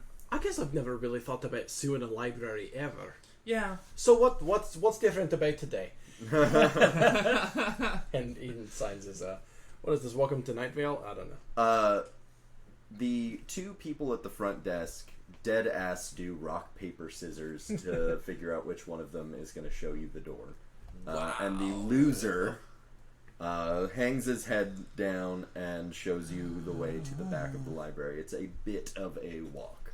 What's your name? Kevin. What's your backstory? I just was born today, actually. Oh, really? That's wild. amazing. I've never done anything but this. How do you feel about adventuring, Kevin? I hate it. Well, never mind. Do you want to? We could change your mind. Do you want to like it? No. Oh. I just want to stay in the library until I'm no longer useful to the plot. That's fair. Oh, this is getting dark. Mood. I put out my hand. Wow. He shows you the way to a ornate, ancient-looking large door, and he kind of like pushes it slightly open and just goes, "All right, well, it's been nice knowing you," Yeah, thanks, Kevin. Yeah, thanks, Cap. and What? then he very quickly walks away. It's a bummer that Kevin... Like he's like dodging through aisles to try and like lose you. Well, That was a nice guy. I like that guy. it's a bummer that from a narrative perspective, he did just die. Oh. We might see him on the way out. He is no longer narratively He relevant. is no longer being rendered. He is- Yeah. He deloads, despawns from the map. He walks off into the fog of war. All right. Can I? Cool. Let's go. Hi, Glenn. I want to peek through the door. Peek. Nothing. When you peek through, you see more. It's very similar architecturally. It's basically, it's still more of the same library that was built by the same people. Yeah. This back area is significantly less well lit. There are no candles. There is just the ambient lighting, the like pillars of empty space where you can see all the way up to the ceiling have these beautiful ornate skylights over them. Though unlike the ones in the main part of the library, these ones are dusty and there's cracked panes of glass and open things where birds fly in and out. Sure. But yeah, so other than that ambient lighting, the place is dark. Cool. The can see. shelves are full of books. They are dusty. Many of them, there are broken shelves where books are clumped on the floor. It is in a state of disrepair. He doesn't take very good care of his books. And to think this is what our tax dollars are going for. Well, not this part. They go to the other part. Yeah, this seems like a That was the a private conceit part. of the joke. I don't understand it even. Okay, well... Okay. Dareth pushes open the door and starts walking down the aisle. Do I see any other doors, or is it just...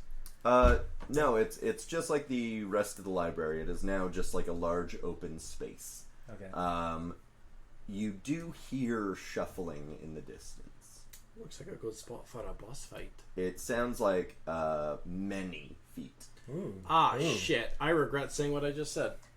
I want to glance at some of the books and see if there's any interesting books in here. Any perhaps demonic books. Roll in here. a d20 for me. That's an 11. So you pick up a book off the shelf. It is a hardcover, and when you open it, you find the collected works of William Shakespeare, Volume 1. Nice. Well, I put it back.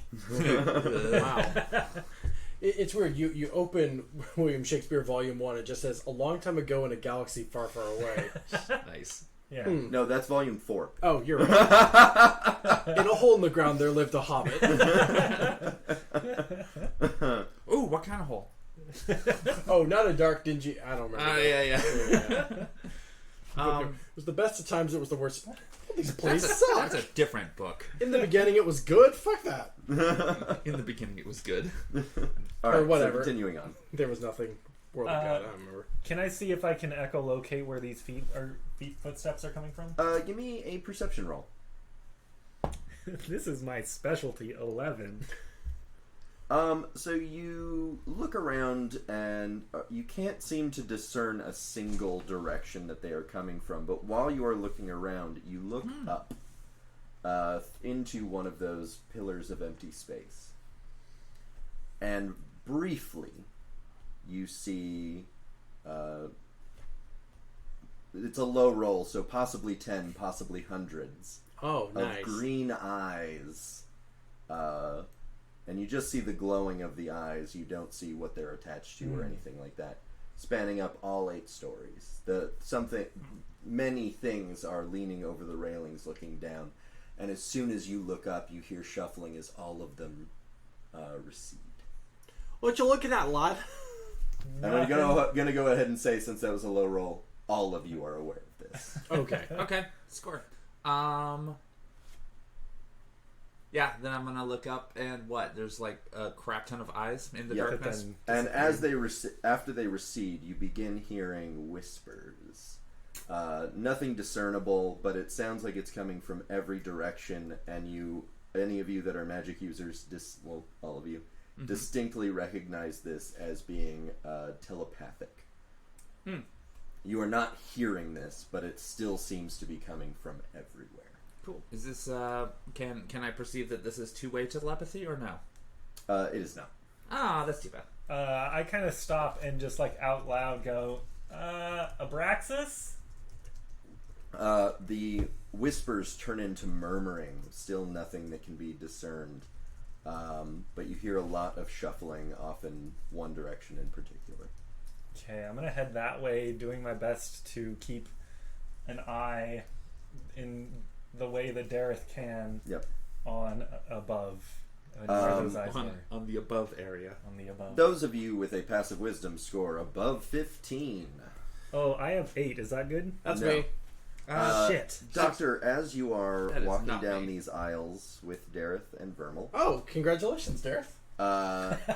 you notice that there are green eyes peeking around the corners of bookcases that quickly recede as you get close to them.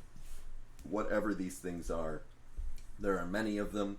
They are all around you, but they are not getting close. This feels like...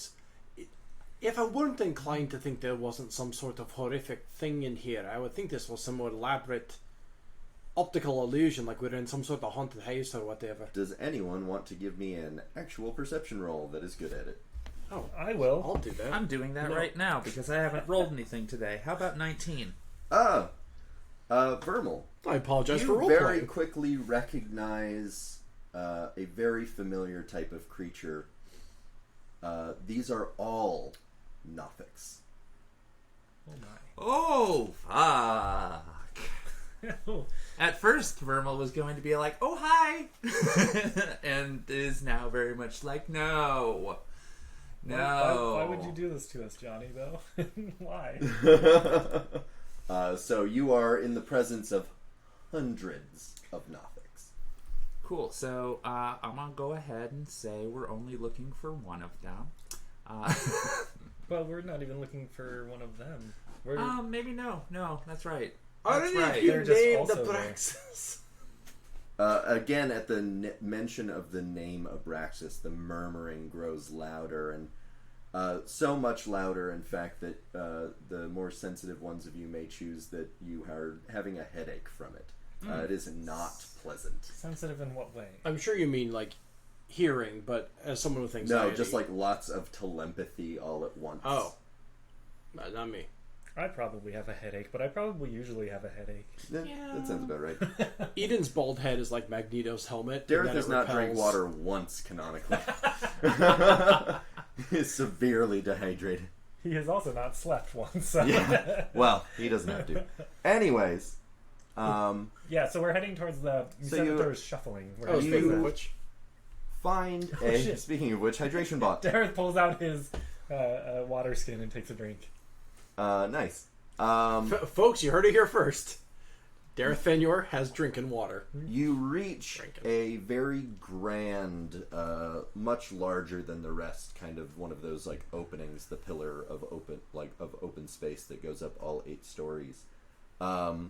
This particular one seems like it was originally designed as an area for the study or the repair of books. And you see books strewn everywhere. Many of them, the binding has separated, and there's just chunks of them laying around. The hardcover laying, 3 feet over from a, open hardcover laying 3 feet away from a, closed group of pages. It is dusty. It smells old and mildewy. The glass on the ceiling above is almost entirely broken, and you see a hunched over robed figure with long white hair and a long white beard shuffling through pages, ripping some out of the book that he is reading. Hi. Oh, okay. That's my line. Is that what you were about to say? No, actually, I was going to be more subtle. I am not. More subtle than high. He does not respond to hi. I clear my throat and I go, Abraxas? My children have already informed me that you know who I am. Let Yeah. us skip the pleasantries and get to what you want. Well, my name's Dareth. Okay. And I'm Vermal. Dr. Radford, nice to meet you. Uh, Oh, sorry, that was a pleasantry. Yeah, now that we've done the pleasantries, I'll put the gold coin in regardless. the I'll put a gold coin in the jar. Uh, Said no pleasantries. so you said you're who? Your what already knows us? My Children? children. Your children. As children. I mean, You must have noticed them. all of them? Yeah. There's a bit. The Oh. eyes? They all look so lovely, like Father Lexon. Yeah. I usually call them by another name, but Listen, my solitude has eaten away at my social skills like cavities, so all this sugar coating is physically painful to me. Get to what you want. your help. What? No. No? My help with what? Never mind, sir. Fuck off. There are beings of great power. Although if your children have already looked into our minds, they probably already know what I'm about to say. There are beings of great power fighting and vying for the city and control of the city. And we're here to persuade you in one direction or another. I assume Dizzy sent you. He is insufferably persistent. Yeah, it was Dizzy. Yeah, I don't know. I think I like him. Yeah, I think he's pretty cool. Comparatively. Yeah, of course. Yeah. I will acquiesce to whatever he wants. I have no interest in playing politics, but I require a favor. All right, well, that's easy. That's Sure. very straightforward. What I do you do not require? wish to leave this library, but I do wish to retrieve a particular book from a particular ruin. It is one of the last known, still existing scriptures that describes he who was. It was in a magical chest, which you will have to figure out how to open on your own. We're But the pretty magic smart. of the chest protected it from destruction when Bator fell. Is this a place in town or out of town or? It is not far from Waterdeep, but it is further than I wish to go. That's fair. Which is outside of this room. What are the ruins? Where are they? I'll have one of my children draw you a map. Oh, okay. Are they good at drawing? I don't know. We've got the It rig took of- me so long how to learn how to block out their psychic babbling. So you don't listen Well, to maybe your- they could just project a map to us. Out of curiosity, what is this book? As I said, it is one of the last remaining scriptures of he who was. That is much as I know about it. Can I roll a history to see if I know who he who was is? Yeah, I mean, you've definitely heard it been referenced. That's the thing, is I know I've heard it before. I don't actually remember. Andrew does not remember. Yeah. Is that a history then? Yep. That is a natural 20. All right, cool. So he who was is when Hell was Bator, basically heaven. He Who was the singular god that watched over that realm. He Who Was is the the two snakes, and one of them turned into Lucifer, the other one turned into He Who Was. So he was the polar singularity of good. Okay. And his death is what turned Bator into hell. And as part of Asmodeus's punishment to He Who Was for basically dooming him to never leave hell, Asmodeus erased all memory, all written works, all anything of him. Okay. So even the beings that existed next to He Who Was while he built heaven have no memory of him whatsoever. So this guy was like, Shit's rad. he was like basically like a Zeus, and then was just like completely erased from history. Got it. Which is why everyone refers to him as He Who Was, is they know something was there, but nobody can remember because of Asmodeus's. Shit, Dareth wants this book. All right. I mean, do you know if the ruin is like overrun or stuff now? Have things taken up residency there? That is not my concern. Fair enough.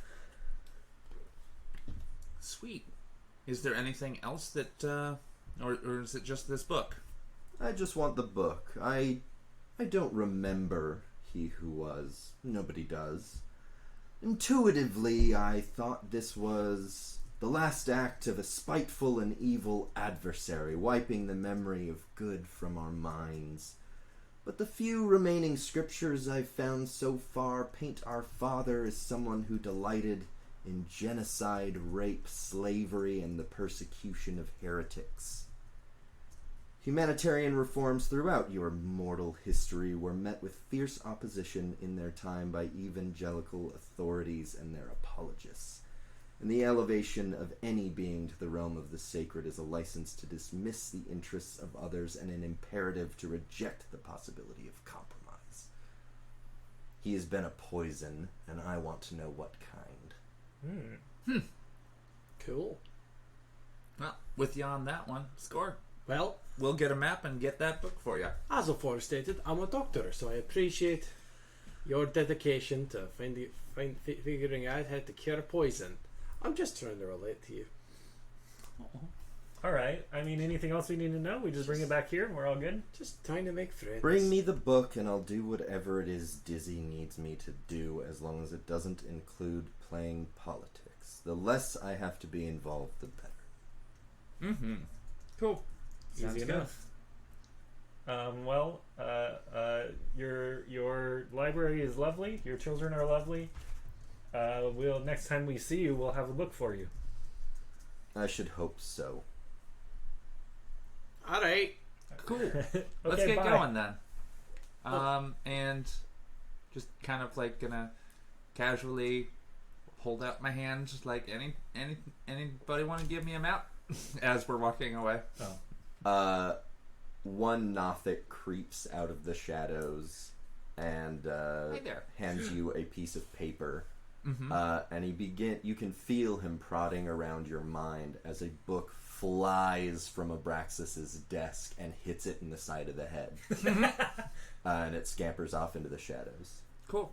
And you might have just put two and two together that all of those broken books are just Abraxas over the years Chucking throwing them books at his them. children,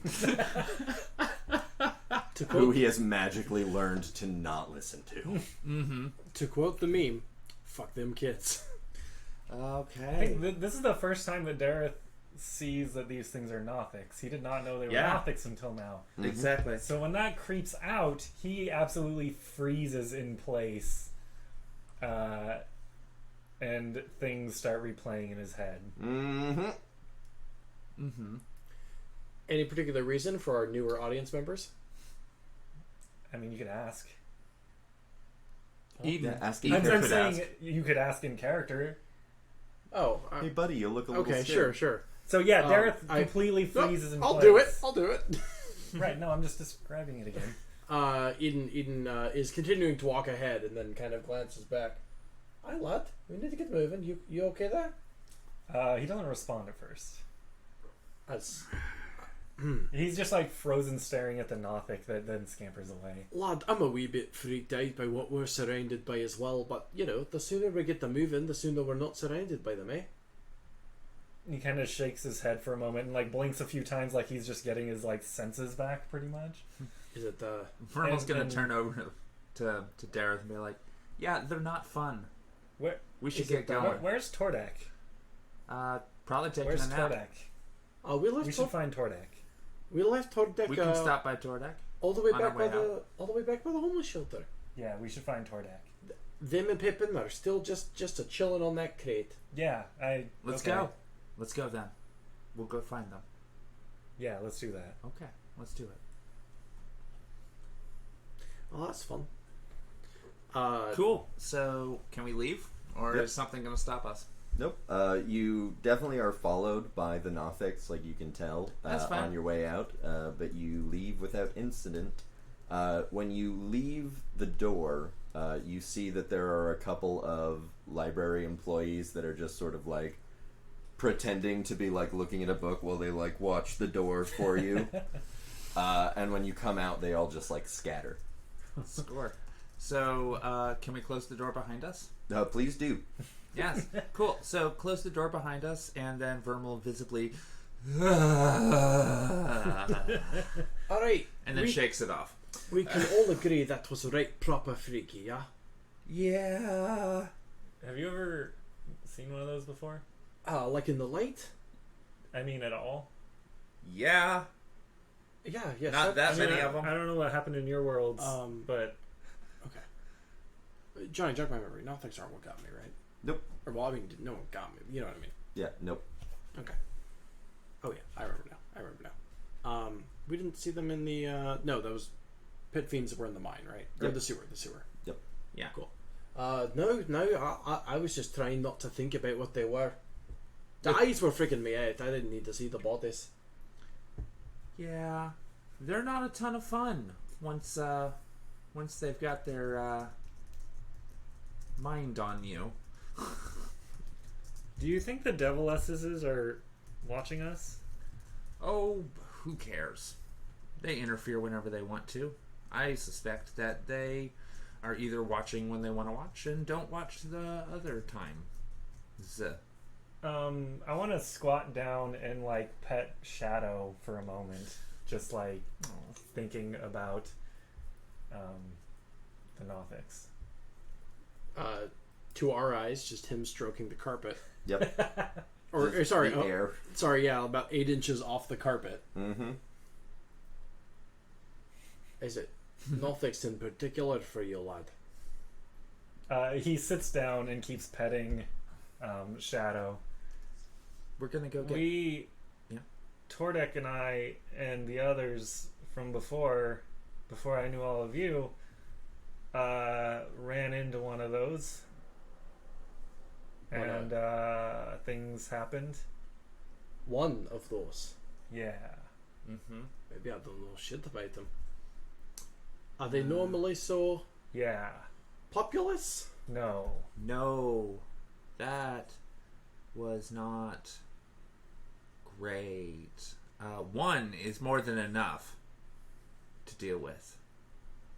So, I say we count our blessings and get away from here until we have to return with a book. Maybe in the future only one of us goes in. And I nominate it not be Dareth. Alright. Aye, well, we'll cross that bridge when we die at it. Yeah, later. Wait, what? So, in the meantime, where's that shrine? Shrine? Ruin? Ruin. I don't know what the appropriate term Ruin, is. have a map right here. I would like to examine said map. Do I have to roll to look at it? Nope. It's fairly straightforward. It identifies some, basically you can tell would be like hidden-ish path that weaves its way through some cliff sides Okay. to a big red X that you assume is the ruins he spoke of. Is it outside of Waterdeep? It is outside of Waterdeep. It is How- about a day's travel Shit. from the looks of it. So this this ought to be something we can't do this today. given that what we need to do at the homeless shelter. Mm-hmm. Okay, so we go back to the homeless shelter, and then we go take care of this tomorrow. What time is it? Yes, that. It is around 7 p.m. God damn it. You just go into a Cool, library and so just Oh, wait. Shit, we probably missed them closing the door then, didn't we? Let's go quickly! we start jogging over, and then Eden reflects like, some days you just go into a library and burn the whole day away.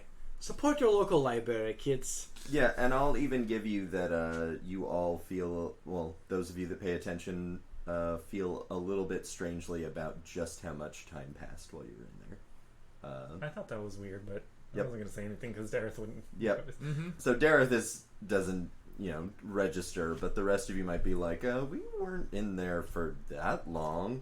Mm-hmm. Also, Dareth is changing while we're running. Cute. Cool. And so we're headed back to Tordek because that was a higher priority. No, we but need to then get to the mission. homeless shelter. Yeah, the mission as well. Those two things are right next to each other. Well, maybe. Exactly. We don't know what Tordek has been up to. Oh, I assume Tordek is exactly where we left him. Dareth seemed to place a higher priority on getting back to wherever Tordek was. No, the homeless shelter. Yeah, well, they're in the No, same the place. homeless shelter. God damn it. Yeah, okay, you're right. Those two quest You're absolutely right. Let's go. those two quest markers on our mini map are in the exact same spot. No, they're like 15 One's like feet. slightly Yeah, off. they're like 15 feet apart.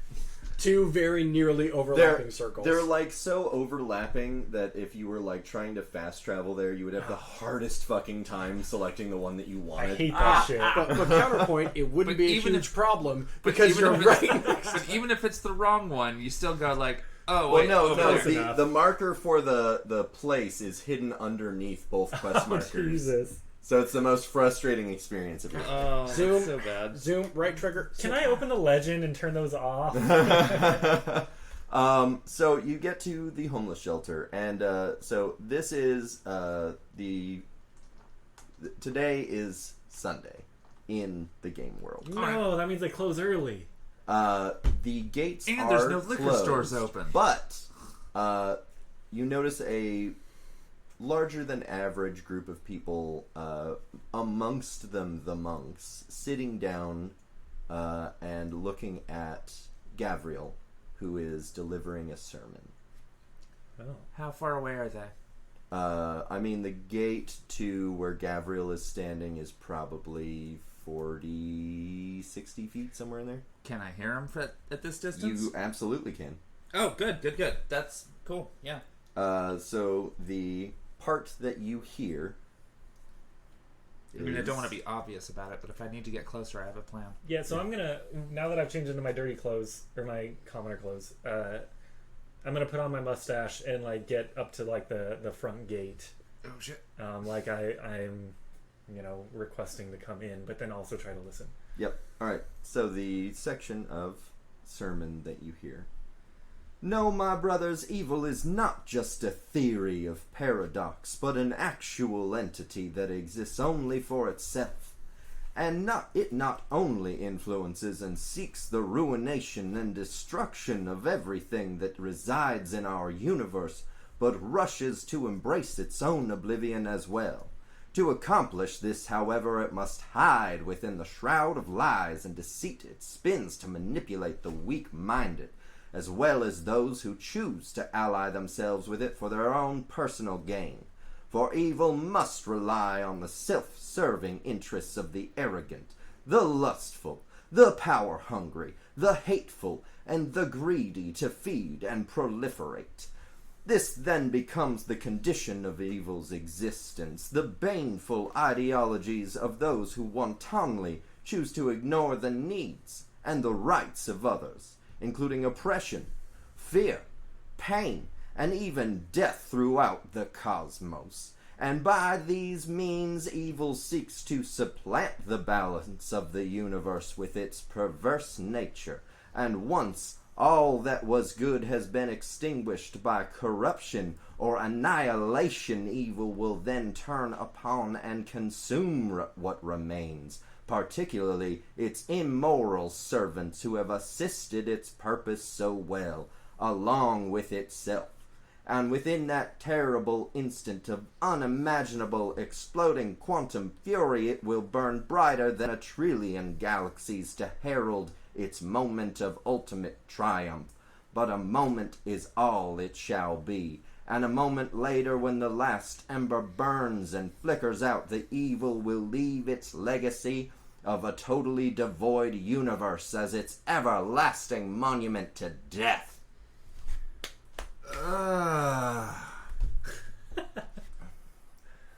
Is what Vermal is thinking. Eden lets out exactly 3 claps before he realizes he maybe shouldn't have clapped at all. And that sort of like, he sums up with that. He begins talking with different people. One of the monks comes over, starts moving towards the gate. Cool. I'm gonna dodge out of the fucking way so that they cannot easily see me. I try to like wave him down. They're they're walking visibly towards you. responding to Dareth's waves. Good. Dareth Doctor? is so good at making friends. Anything? I clapped 3 times before I realized I shouldn't have clapped. All right. And you're still just standing by the gate? Or are you dodging out of the way to let Dareth No, you're totally right. I'm so sorry. I'll roll initiative. What? Wait. Nice. Why 12 are you attacking? plus... I know. No, I'm just standing there, man. Oh. I mean, I'm getting out of the way of Dareth. Yeah, that's what I'm asking. Is Sure. are you just standing next to Dareth ruining his cover, or are you like... Oh, right, because he's in disguise. Yeah. Okay, Yeah. sorry. I thought just because he was there. I was like, is he about to start bowling forward like the Juggernaut? No, like he's Yeah. incognito. I'm doing bits now. Anyway. I shoot you with an eldritch. Don't. So the man approaches. Oh, I'm sorry, sir. Are you? No, I'm sorry. He doesn't talk. Yeah. I heard you. Without a tongue. No, he does not speak. He bows to you and opens the gate. Oh, thank you. I need a place to sleep tonight if I could. He looks at you with Because I totally sleep. I totally definitely sleep. No, I need a place to sleep. I sleep. I just like you. I sleep. I'm so good at sleeping. I'm the I best sleep. at sleeping. I sleep every day. And twice on Sundays. He lets you in and shows you to there's like a large pile of bedrolls off in one corner that people are starting to get and set up their respective laying down areas. I make my way over there and kind of like not like pushing anybody out of the way, but cautiously, like I'm new at this, try to grab a bedroll. Cool. You have a bedroll now. Cool. And then I'm going to find a spot where I can potentially see what's going on around me as best I can. One of the monks walks by and goes. Do you have to roll He for points that? to your mustache or points to like where a mustache would be and gives you a thumbs up. Roll over. You thought I was gonna let you get away with this? For the listener at home, Andrew's character, Dareth, is wearing a magical mustache that makes it so that people do not recognize him and are automatically psychically compelled to compliment that mustache. Nice. Is that a charisma save? Yeah. So it's a charisma save. Cool, that's a 27. Nice. Yeah. Johnny, what it does stays that on. do? So every time somebody compliments the mustache, which they are magically compelled to do, or the first time an individual compliments it, Dareth has to make a charisma save. Otherwise, the mustache falls off his face. The magical item is called a very fine mustache. I don't think that has actually happened yet, but I'm really excited for the day that it does. There was one time that you got a 14, and I was just like, it falls off, but you save it before anyone sees it. Nice. That's as close as you've come. Stroke my mustache. I was just stroking it. What? Yeah. It is a very helpful object that makes role-playing very confusing sometimes. When he gives me the thumbs up, I put my hand on his shoulder and give him a thumbs up.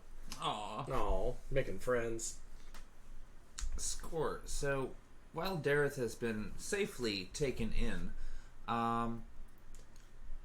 is Tordek still asleep? In the same spot? Yep. Absolutely. Excellent. That's my mechanism of not having Sure. Christina here. Should we be concerned? It's as I was saying. Sometimes you get a little lethargic, I mean, I get it. I mean, I went through an entire phase of my 20s where I was just sleeping all of the fucking time. And, everybody's body's different. So, they seem to be healthily breathing. So we'll leave it be. Yeah, folks, delighted to announce I'm in that phase of my 20s now. Yes! I can't wait to go to bed. That's a thing. It's totally a thing. So from the gate, right-hand side or left-hand side, since I'm not entirely sure how the map is, but I'm imagining I go to the right-hand side of it and I can see approximately where everybody is in the horseshoe kind of area, as well as the alleyway that I shared a snack with Amanda the previous day. Yeah, so can I see that from that part of sure. the gate, but also be off to the right where I'm not easily seen next to those crates? Absolutely. Roll me Excellent. a stealth roll. Stealth? Okay. Yep, just to not be, conspicuous. Cool. Yeah, oh, sure. Cool. So, Yeah. that's an 18. What do I add to that? I haven't That's done fine. this in a while. That's enough. Yeah, okay, good. Good. Can I also look around and see if anyone... Oh, fuck. They probably already ate, didn't they? No, as you are setting up your bedroll, you notice that one particularly frail-looking gentleman has a platter, sort of like one of those breakfast in bed style platters sitting in front of him, and it is a glorious-looking meal. Dareth mutters to himself, "Oh, I got you this time." Nice. And then looks around to make sure no one heard him. That's so great because it really does seem like you had beef with this old man. Gotcha this time, Oh, I you fucking fucking do. bastard. I couldn't help but notice that you've got more food than other people. I'm gonna get you. How many times do we have to teach you this lesson, old man? No, I'm gonna watch that guy like a hawk. Where is I'm just Oh, I staring love down. this food. where is Eden? Oh, I'm behind my crate. Yeah. Oh, okay. So we're approximately in the same area. Yep. Yeah. Okay, Look, good. this battle strategy did not work for me last time. Mm-hmm. So actually, never. Yeah. Well, No. I'm still by the crate. No, I just have a plan, and I'm hoping that it works. This is Dareth's scene. All I have to do is make sure my kilt stays on. And also, Hold up, if this is my scene, that kilt's coming off. Whoa, hold on. We did get married earlier, hold on. so we walked down the aisle together. Maybe I was giving him away to the Nothics. Oh, right. Oh, that's adorable and creepy at the same time. Feast. But no, please don't. For the listener, when I introduced, I think it was Dareth's Nothic, or one of the Nothics, we were doing an in-character chat on Facebook, and the next 5 consecutive messages of a 4-person team were them describing their characters crying. Right, I remember that. Is the level of severity that I want to express to you the trauma with Nothics go to. Was that my group or was that your group? That was not my group. We did not I have was gonna say, in-character I'll call chat for my group. We did a little bit. Johnny just, well, it was our group, but you were playing Editrix. Yeah. Yeah. I But was okay. Johnny simply walked around the table and whispered Yep. the entire thing into Yeah, our I did ears. that both times. And I can't remember exactly, but I'm fairly certain that the blood drained from my face in character. And, no, actually in reality as well. I was just kind of like, So "You here's a monster." fun thing: You Oh, are we monster. going to explain this for the is audience? I can actually read Vermal's Nothic passage. Oh, wow, that was like almost a year ago. Yeah, I kept them for a reason. Good. I mean, should we? Why yeah, not? I'm gonna read Vermal's and Dareth's. I was gonna Folks, say, Editrix is long gone. Folks, the following segment of Speak of the Devil may contain mature subject matter, such as and including probably death. I don't know what Johnny's about to say out loud, because I haven't read any of these. That being said, exercise viewer discretion. Well, No, I it's mean, fine. all of our shows are rated extreme content. Yeah. Okay, so, but, like, there's anyways, various- can I read it now, or are we gonna keep disclaimering? Please remind me. Please remind Yeah. me. So, Okay, sorry for interfering with your process. Dareth, Yeah. this is what the Nothic said to you. You lie to your own family after robbing so many other families of their children. You didn't need any help becoming a monster. She only made you a better one. Ooh. Vermal. Oh God, yeah. You see the guild for what it is, but you still scramble for the scraps they leave. It's one thing to be an idealist who cannot see the truth. It's another to know the truth and fall in line anyways. You're just another blade that doesn't ask questions. You resent him, but at least your father stood for something. That is basically what was running through Dareth's head earlier when he saw the Nothic again. Yeah, exactly. Yeah, my Nothics are mean. Brutal. And I think my initial reaction to that was like, "Oh, if I fucking dare you." That is an appropriate reaction to the level of brutality. Mm-hmm. And we were just in a room filled with those Yep. fuckers. Yep. That is the hopefully puts into some perspective the level of trauma that those two characters are dealing with. Which you can, of course, access by listening to the 0 episode of this program. Yes. Yeah. So, yeah, I'm going to watch Old Man eating big plates. Mm-hmm. Cool. So, Is anyone doing anything as the night progresses? besides desperately trying to stay awake, I was going to suggest to Eden that I could get us closer. How you close are you thinking? We're pretty close as is. I mean, in there, just so that we're at the ready in case Dareth needs us. In there, without being seen? Yes, very without being seen. Has the sun gone down yet? Mm-hmm. Excellent. Eden. Yes, very without being seen. Eden kind of leans in. There's some sort of magic shit.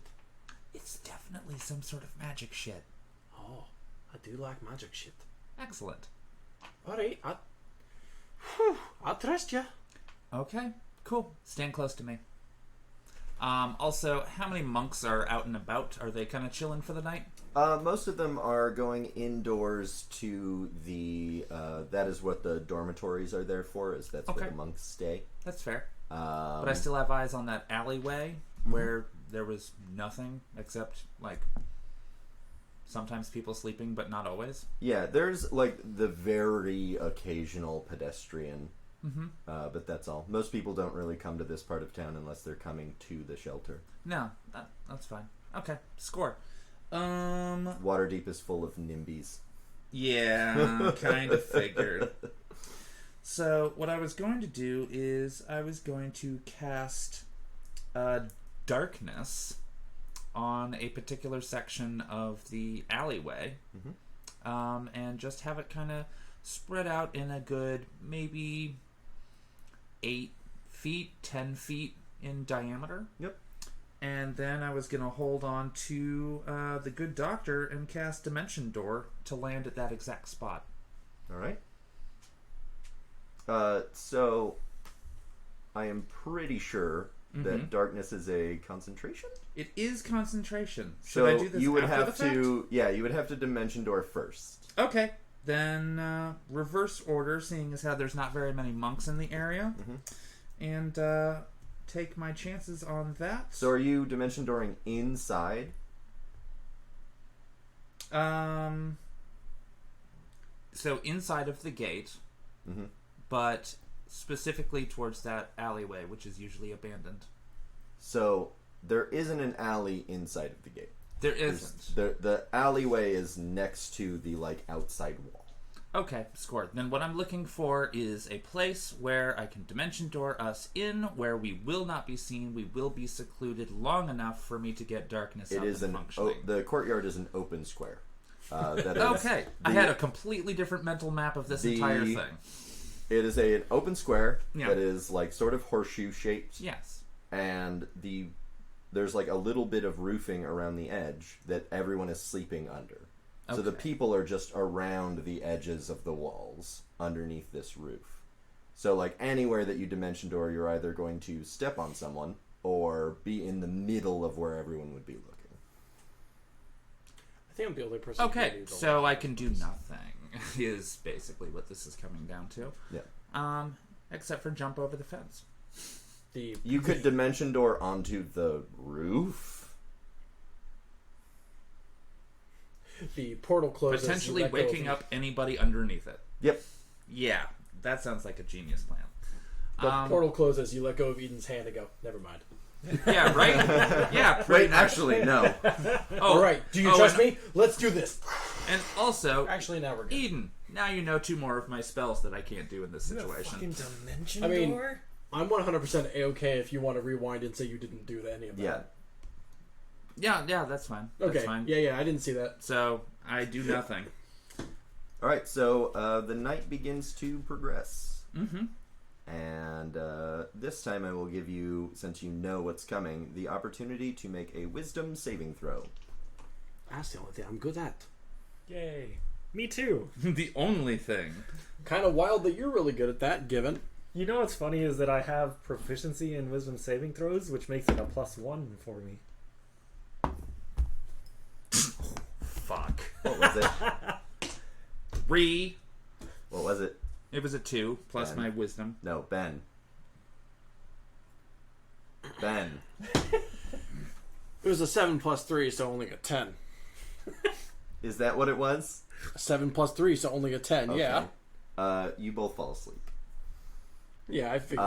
Dareth, I figured. you see as... I'm sorry. That's I'm sorry. alright. I've got proficiency, my man. 13. 7 fall plus 6. asleep. All right. Still Yeah. fall asleep. That's the thing is I figured it was going to be around there, so I saw 7 and went, well, fuck me, I guess. Dareth, you Hey. watch as people begin to slump over. Everyone in the courtyard just falling asleep all at once. Can I do a deception and pretend to be asleep? Yes, as you well? absolutely can and should. I'm assuming that's just deception. Mm-hmm. Oof. I'm going to call upon the powers of my patron to add a D10 to that roll. Oh nope, I can't use a different die, a different set. Okay, so that's going to be a total of 16. Dope. You are pretty convincing and manage to keep like one eye open to watch what happens. Okay. After you notice that none of the monks fell asleep, and the few remaining, very quickly after this happens, file into the building. A short time later, Gabriel walks out the Dareth's door. heart is What? pounding. Gabriel walks out the door, closely followed behind by a creature that you recognize, a Barghest. It is emaciated. It looks very, very underfed. It's missing patches of fur, and it has shackles with loose chains on its wrists and ankles. Clearly something that would be transfixed to something else inside that it has been released from. It walks closely behind Gabriel as they approach the guy who had the tray, who is also not asleep. Can I tell what he's doing? The man with the tray? Yeah, does he look like accepting, like he knew this was going to happen? He sets the tray to the side and begins praying. So like he's aware of what's about to happen and he's cool with it, basically. Gabriel walks up to him and puts a hand on his shoulder. Sacrifice is a part of life, my friend. It is supposed to be. It is not something to regret. It is something to aspire to. And the man sort of nods. The Barghest picks him up and cradles him like a baby and begins walking back into the building.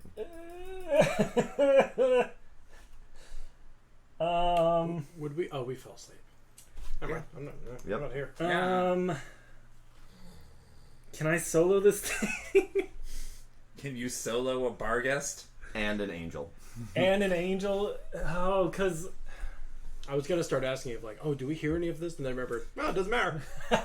So it doesn't matter. Maybe, who knows? Yeah, it doesn't matter. Okay. Bye. I'm gonna need some water. Can I take a moment to think about this? Mm-hmm. As you are thinking about this... No, No, that's I not mean what that like means. out of character. Oh, out of Not character. like- All right, yeah. Here, I'll put up the partition. like, yeah. I realize, yeah. Just oh, don't man. take that moment to metagame with your compatriots. 'cause they No, are this is absolutely inside my own head. You are alone. Folks, we have a Patreon at patreon.com/Infinity Break where you can donate as little as $1 a month to help keep this show and all of our other shows running. You get access to all sorts of behind-the-scenes nonsense from our various programs, including Of Horses and Men, Legends of Laia, Sneeple at the Movies, and of course, City of Thorns. And do not forget that if we hit the $500 per month level, Johnny may let us... Oh. No. What? Sorry. Metagame? No, go No? ahead. That's all I was saying. Oh, It was just a joke. I don't... I thought you were mixing up our tier levels. I'm like, it's $150 to do No, that. no. If we hit the $500 a month level, Johnny will let us metagame for 5 minutes. Golly. Yep. Which I think is just perfectly reasonable. You know, I'm just saying. I'm just going to toss this out there. The partition's up, so Johnny can't hear us. Oh, cool. Oh, I didn't know sure. that part. I'm just throwing this out there. He can't... No, shut that... Okay. He can't see we're metagaming if we do it before he shows up. From the second. Just tossing that out But there. we also don't know what's going to happen. Oh, that's very true. Shit, What's you're going right. on, Dareth? What do you think? Oh, sorry. Let me roll down the partition. Uh, Patreon.com/Infinity Break. Spoiler alert, I was God the whole time. shit. I gotta roll up 2 partitions. The one who we don't know about? Okay. We gotta go find your book. Did we vamp long enough for you? Yeah. So what are you rolling? You got me. He who was is a dead name metaphor. I don't know if that totally applies, I think. but like alright. it. All right. Okay, here's what's happening. I'm sis. I'll shut up. Dareth sees this happening, knows that he has the opportunity to stop it, and is going to attempt to do so. So I want to, as subtly as I can, to not draw attention to myself until I'm acting. I'm going to cast Hex on the Barghest, and then Eldritch Blast it. I don't know if this will inform your decision at all, but Gavriel is walking towards you. I Still think going to do it. that would Alright. inform my decision a lot if I were awake. Which I'm not, so who cares? Oh, hey, watch it. Oh god, this could be a real bad idea. Oh, those are some good fucking rolls, though. Oh, the damage is not. I'm just gonna go take a nap. So that is going to be... What is my plus? 27 and a 23. All right. Those both hit. And that's going to be 23 force damage. Gavriel dives in front of your Eldritch Blast and takes get both fucked. of them. Go ahead and roll to get him fucked. And then I stand up and heroically throw off my blanket that I had over me. And say, "You're sacrificing people! I'm gonna stop you!" My poor sweet Dareth. It is for the greater good. No, bullshit! Whatever this greater good is not worth it. The greater good is and emotions at everyone else. Everyone else here. Why does someone have to die for that creature? Because she is my daughter, and I will take care of my family. So these people will be fine with her gone. Will they? Because Yes. I'm the one who bankrolls this place. The city will provide for it. Oh, as the city has so well provided for them before. Okay, I'm gonna shoot the Barghest again. Just like mid him talking. You fool, you caught me monologuing.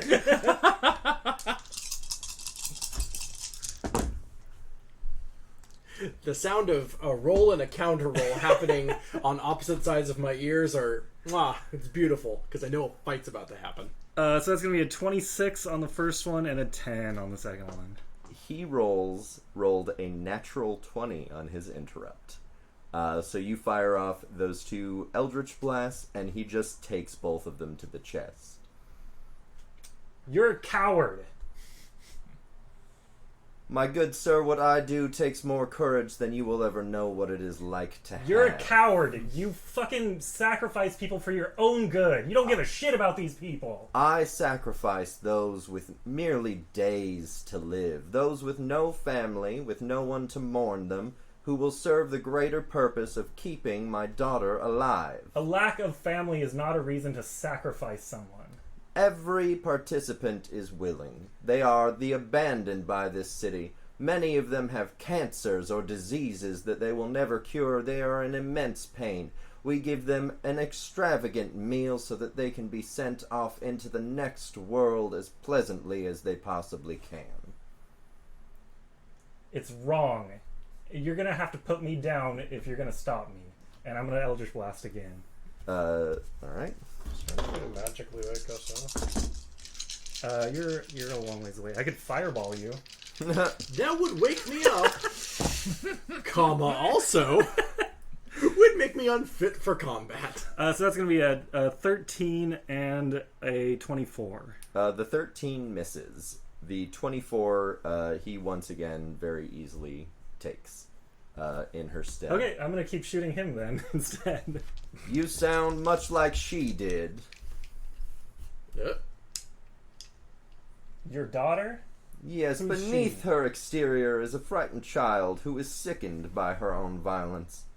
Oftentimes she has starved herself rather than to take necessary prey, and thus the shelter was born, a place where she need not feel guilt for mercifully ending the lives of the ill with no legacy. No more sadness, no more pain. I get my little girl, and I get to help people. The benefits to the community far and away outweigh the costs. You talk like you're some sort of paragon, like you're doing this great, fantastic thing when your daughter doesn't even want this. Let her die. Let her move on. My son, I am quite literally, as you pointed out, an angel. Do not seek You're to a tell fallen me angel. what is right. You are a fallen angel. Oh, and tell me You are what with is us. left of Bator. Nothing. But don't act like you're high and mighty because you were once something that you're not anymore. And what were you? I'm immortal. I'm immortal. I know what suffering is. I know what fighting is. I know what emotion is. And your daughter should be allowed to move on. If you know what emotion is, then you would know the attachment that one might have to their family. Sure, and sometimes you have to sever that for their good. Oh, and I suppose you are an expert. Yes. This is not my first time. For the good of your daughter, you need to let her go. You can help these people without her. You see the Barghest is watching you as you are saying all of this, and it is crying. Gavriel steps between the two of you, takes a step towards you to sort of block your view of them. For millennia I faltered in my responsibilities as a father. I do not even know which Aasimar are of whose lineage. But after Bator fell, I made the promise to myself that I would stay with and directly care for my next child, and that I would fill my now vacant memories of my father by being one myself. I did not know the full ramifications of the fall when Eve was born. I did not understand. I tried several more times to conceive, but from the moment Bator fell, I now understand that my kin were doomed to live as monsters. But I kept my promise, and I have stayed with Eve, and I have taken care of her to the best of my ability. It has been difficult to juggle her proclivities, of course, but I feel I have made the best of it for the whole community of Waterdeep. Ask her. She is chained up. She is a prisoner. Ask her. What does she want? Do not seek to meddle in the affairs of my family, boy. When you sacrifice people, it is everybody's affairs. You hear her speak for the first time in this whole conversation. After you retort to Gavriel, there is a brief silence, and through it you hear, "Please kill me." And I just put my hand out and gesture towards her. I will not let the spoiled ramblings of a child rob me of my family, nor will I let you. She's your child. Listen to her. You wanted something from me when you approached me the other day, and you have two options. One is that I will end you. Two is that you will get what you want, and you will walk out that gate, and you will not come back. I will continue as I have done for thousands of years, and I will keep my family intact.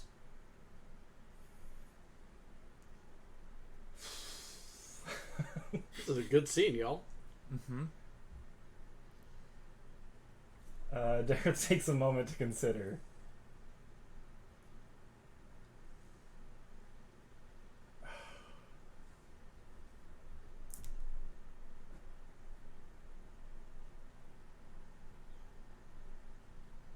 Fuck.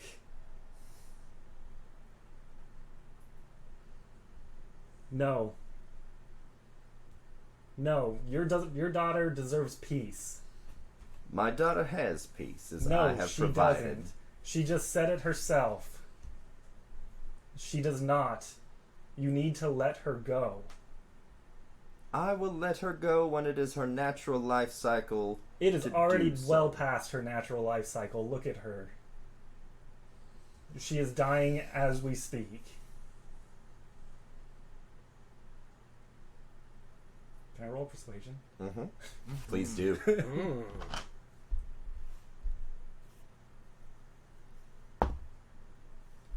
That is going to be a 17. Let's see what fate has in store for us. Hey, Ben. Uh-huh. Shall I read the number out loud? Yeah, Or? please do. Oh. Yo, that was a 3. Plus or minus 1. His eyes droop to the ground, and you see the bar guest set the man down, and it kisses him on the cheek, and walks over towards Dareth.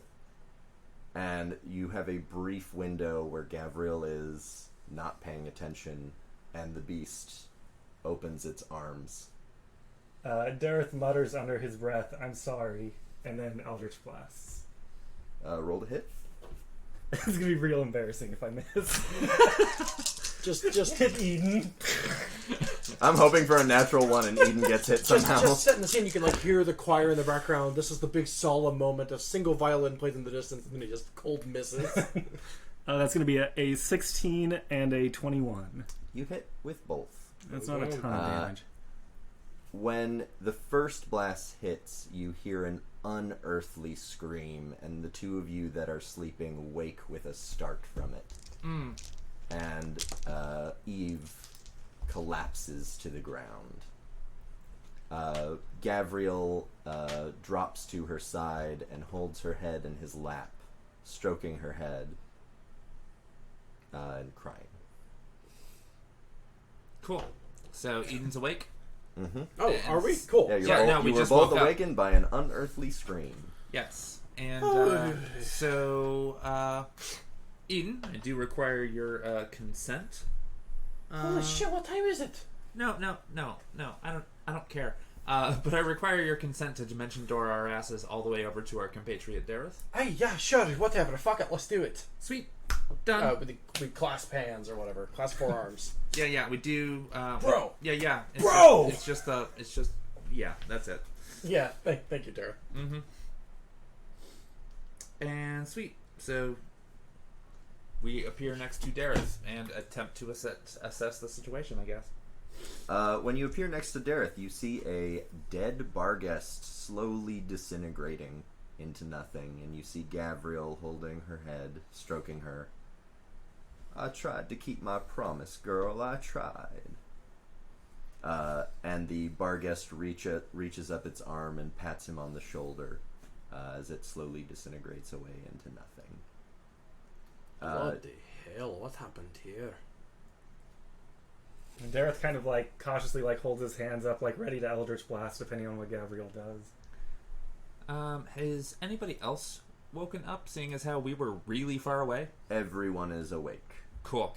And you see some of them clearly reacting with fear, having never seen this before, some of them being kind of old hands from before the Institute of Sleep, the Institution of the Sleep. And the older folks there are murmuring amongst themselves. Amanda is crying and curled up in a corner with many of the other children who are just like, oh, monster. It is slowly emerging into chaos. Okay. and you also see a bunch of monks flooding out of the door of the dormitory. All right. And it's generally all of them, as soon as they get out and see what is happening, just freeze in place. All right. I'll go over towards the kids and keep an eye on them. Because if they're all in one place, that makes them easier to protect. Eden, who previously had kind of, once he dimension doored into the area, kind of dropped out his warhammer because he thought like, oh shit, this is it, conflict time, and then realized, I guess this is already taken care of, so we're probably good. Turns around to the populace, who, as you said, is starting to kind of clamor and be a little more chaotic.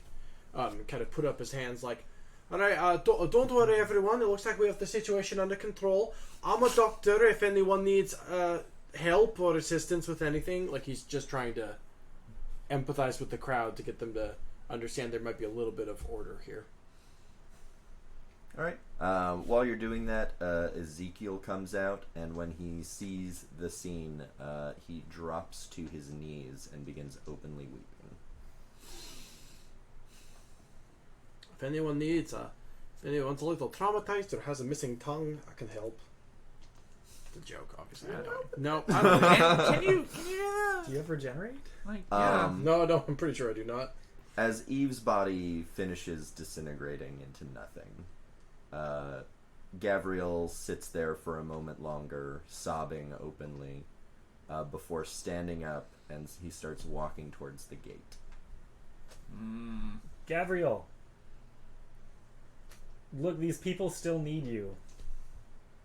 Well, you should have thought about that before you tore out the only anchor I had left in this godforsaken place. Look around you. Look at these people. Look at these people that you have helped. Hey, it's only forsaken because you're forsaken it now. You can give a shit anytime you want. I built this place for my daughter, and now my daughter is gone. So these people never mattered to you? I fell from heaven for you mortals, and you took away from me the only thing which has ever mattered. She was already gone. You'll understand that eventually. Well, then maybe I will return when I understand. And he walks out the gate.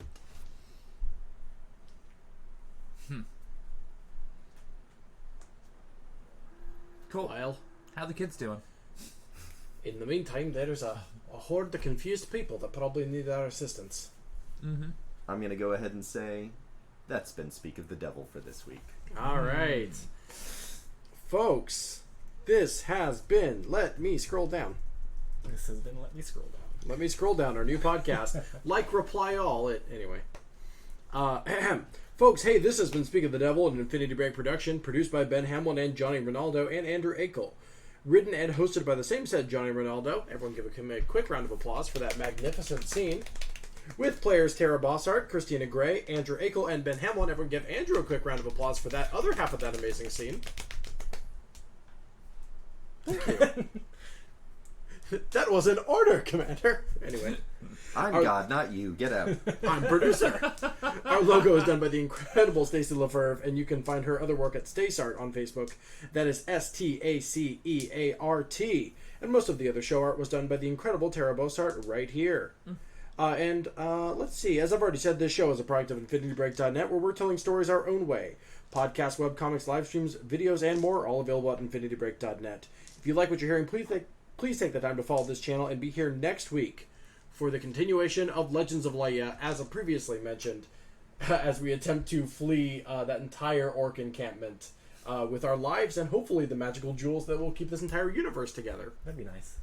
But That hopefully old at least chestnut. our lives. Or like 3 of our lives. But seriously, we are All of the non-French ones. I'm not French, I'm Elsturian. Calling me French is an Elsturian. Goodness, I've lost track thanks to how mean Johnny is. No.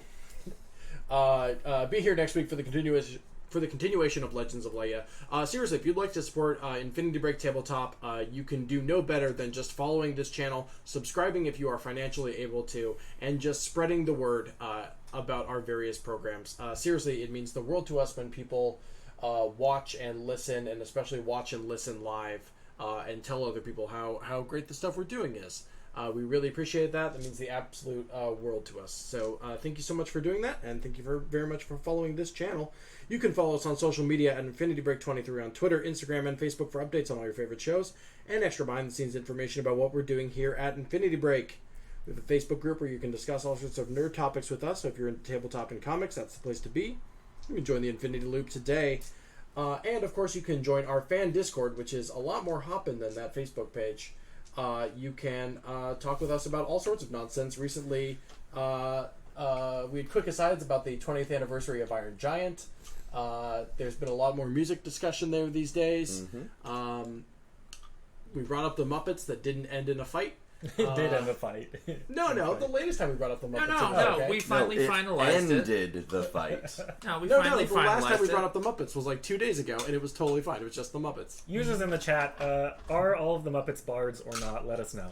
I won. We've settled this. We Tara did it. won. They are canonically. But, regardless, You can we access- also have a food channel. That's right. Yeah. Because we're all hungry boys. Yeah, I post a lot of pictures of food. Anyway, that's bit.ly/Infinity Talk, and that is capital I Infinity and capital T Talk. We highly encourage you to join us there. You just get to talk with all of us. It's wonderful. For the people with online presences outside of that, where can people find you on Twitter.com? You can find me at cybersatyr at twitter.com. You can find me at AnderEpidemic at Twitter.com. You can find me at Penn C. Hamlin on Twitter.com. You Oh. can find me at Johnny Ronaldo at Tweeter.com. Yeah. And,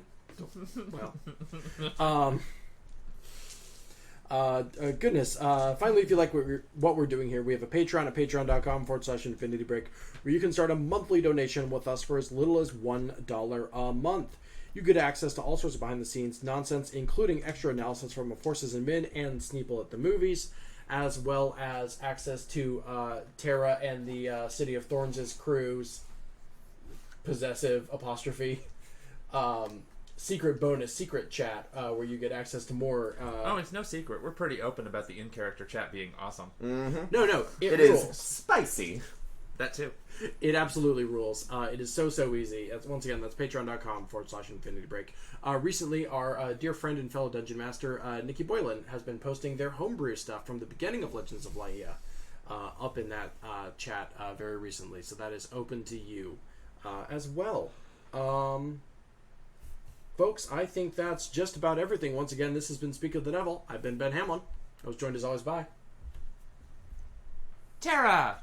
Andrew Akel. and your phenomenal Dungeon Master, Johnny Ronaldo. Let's end this fucking nightmare.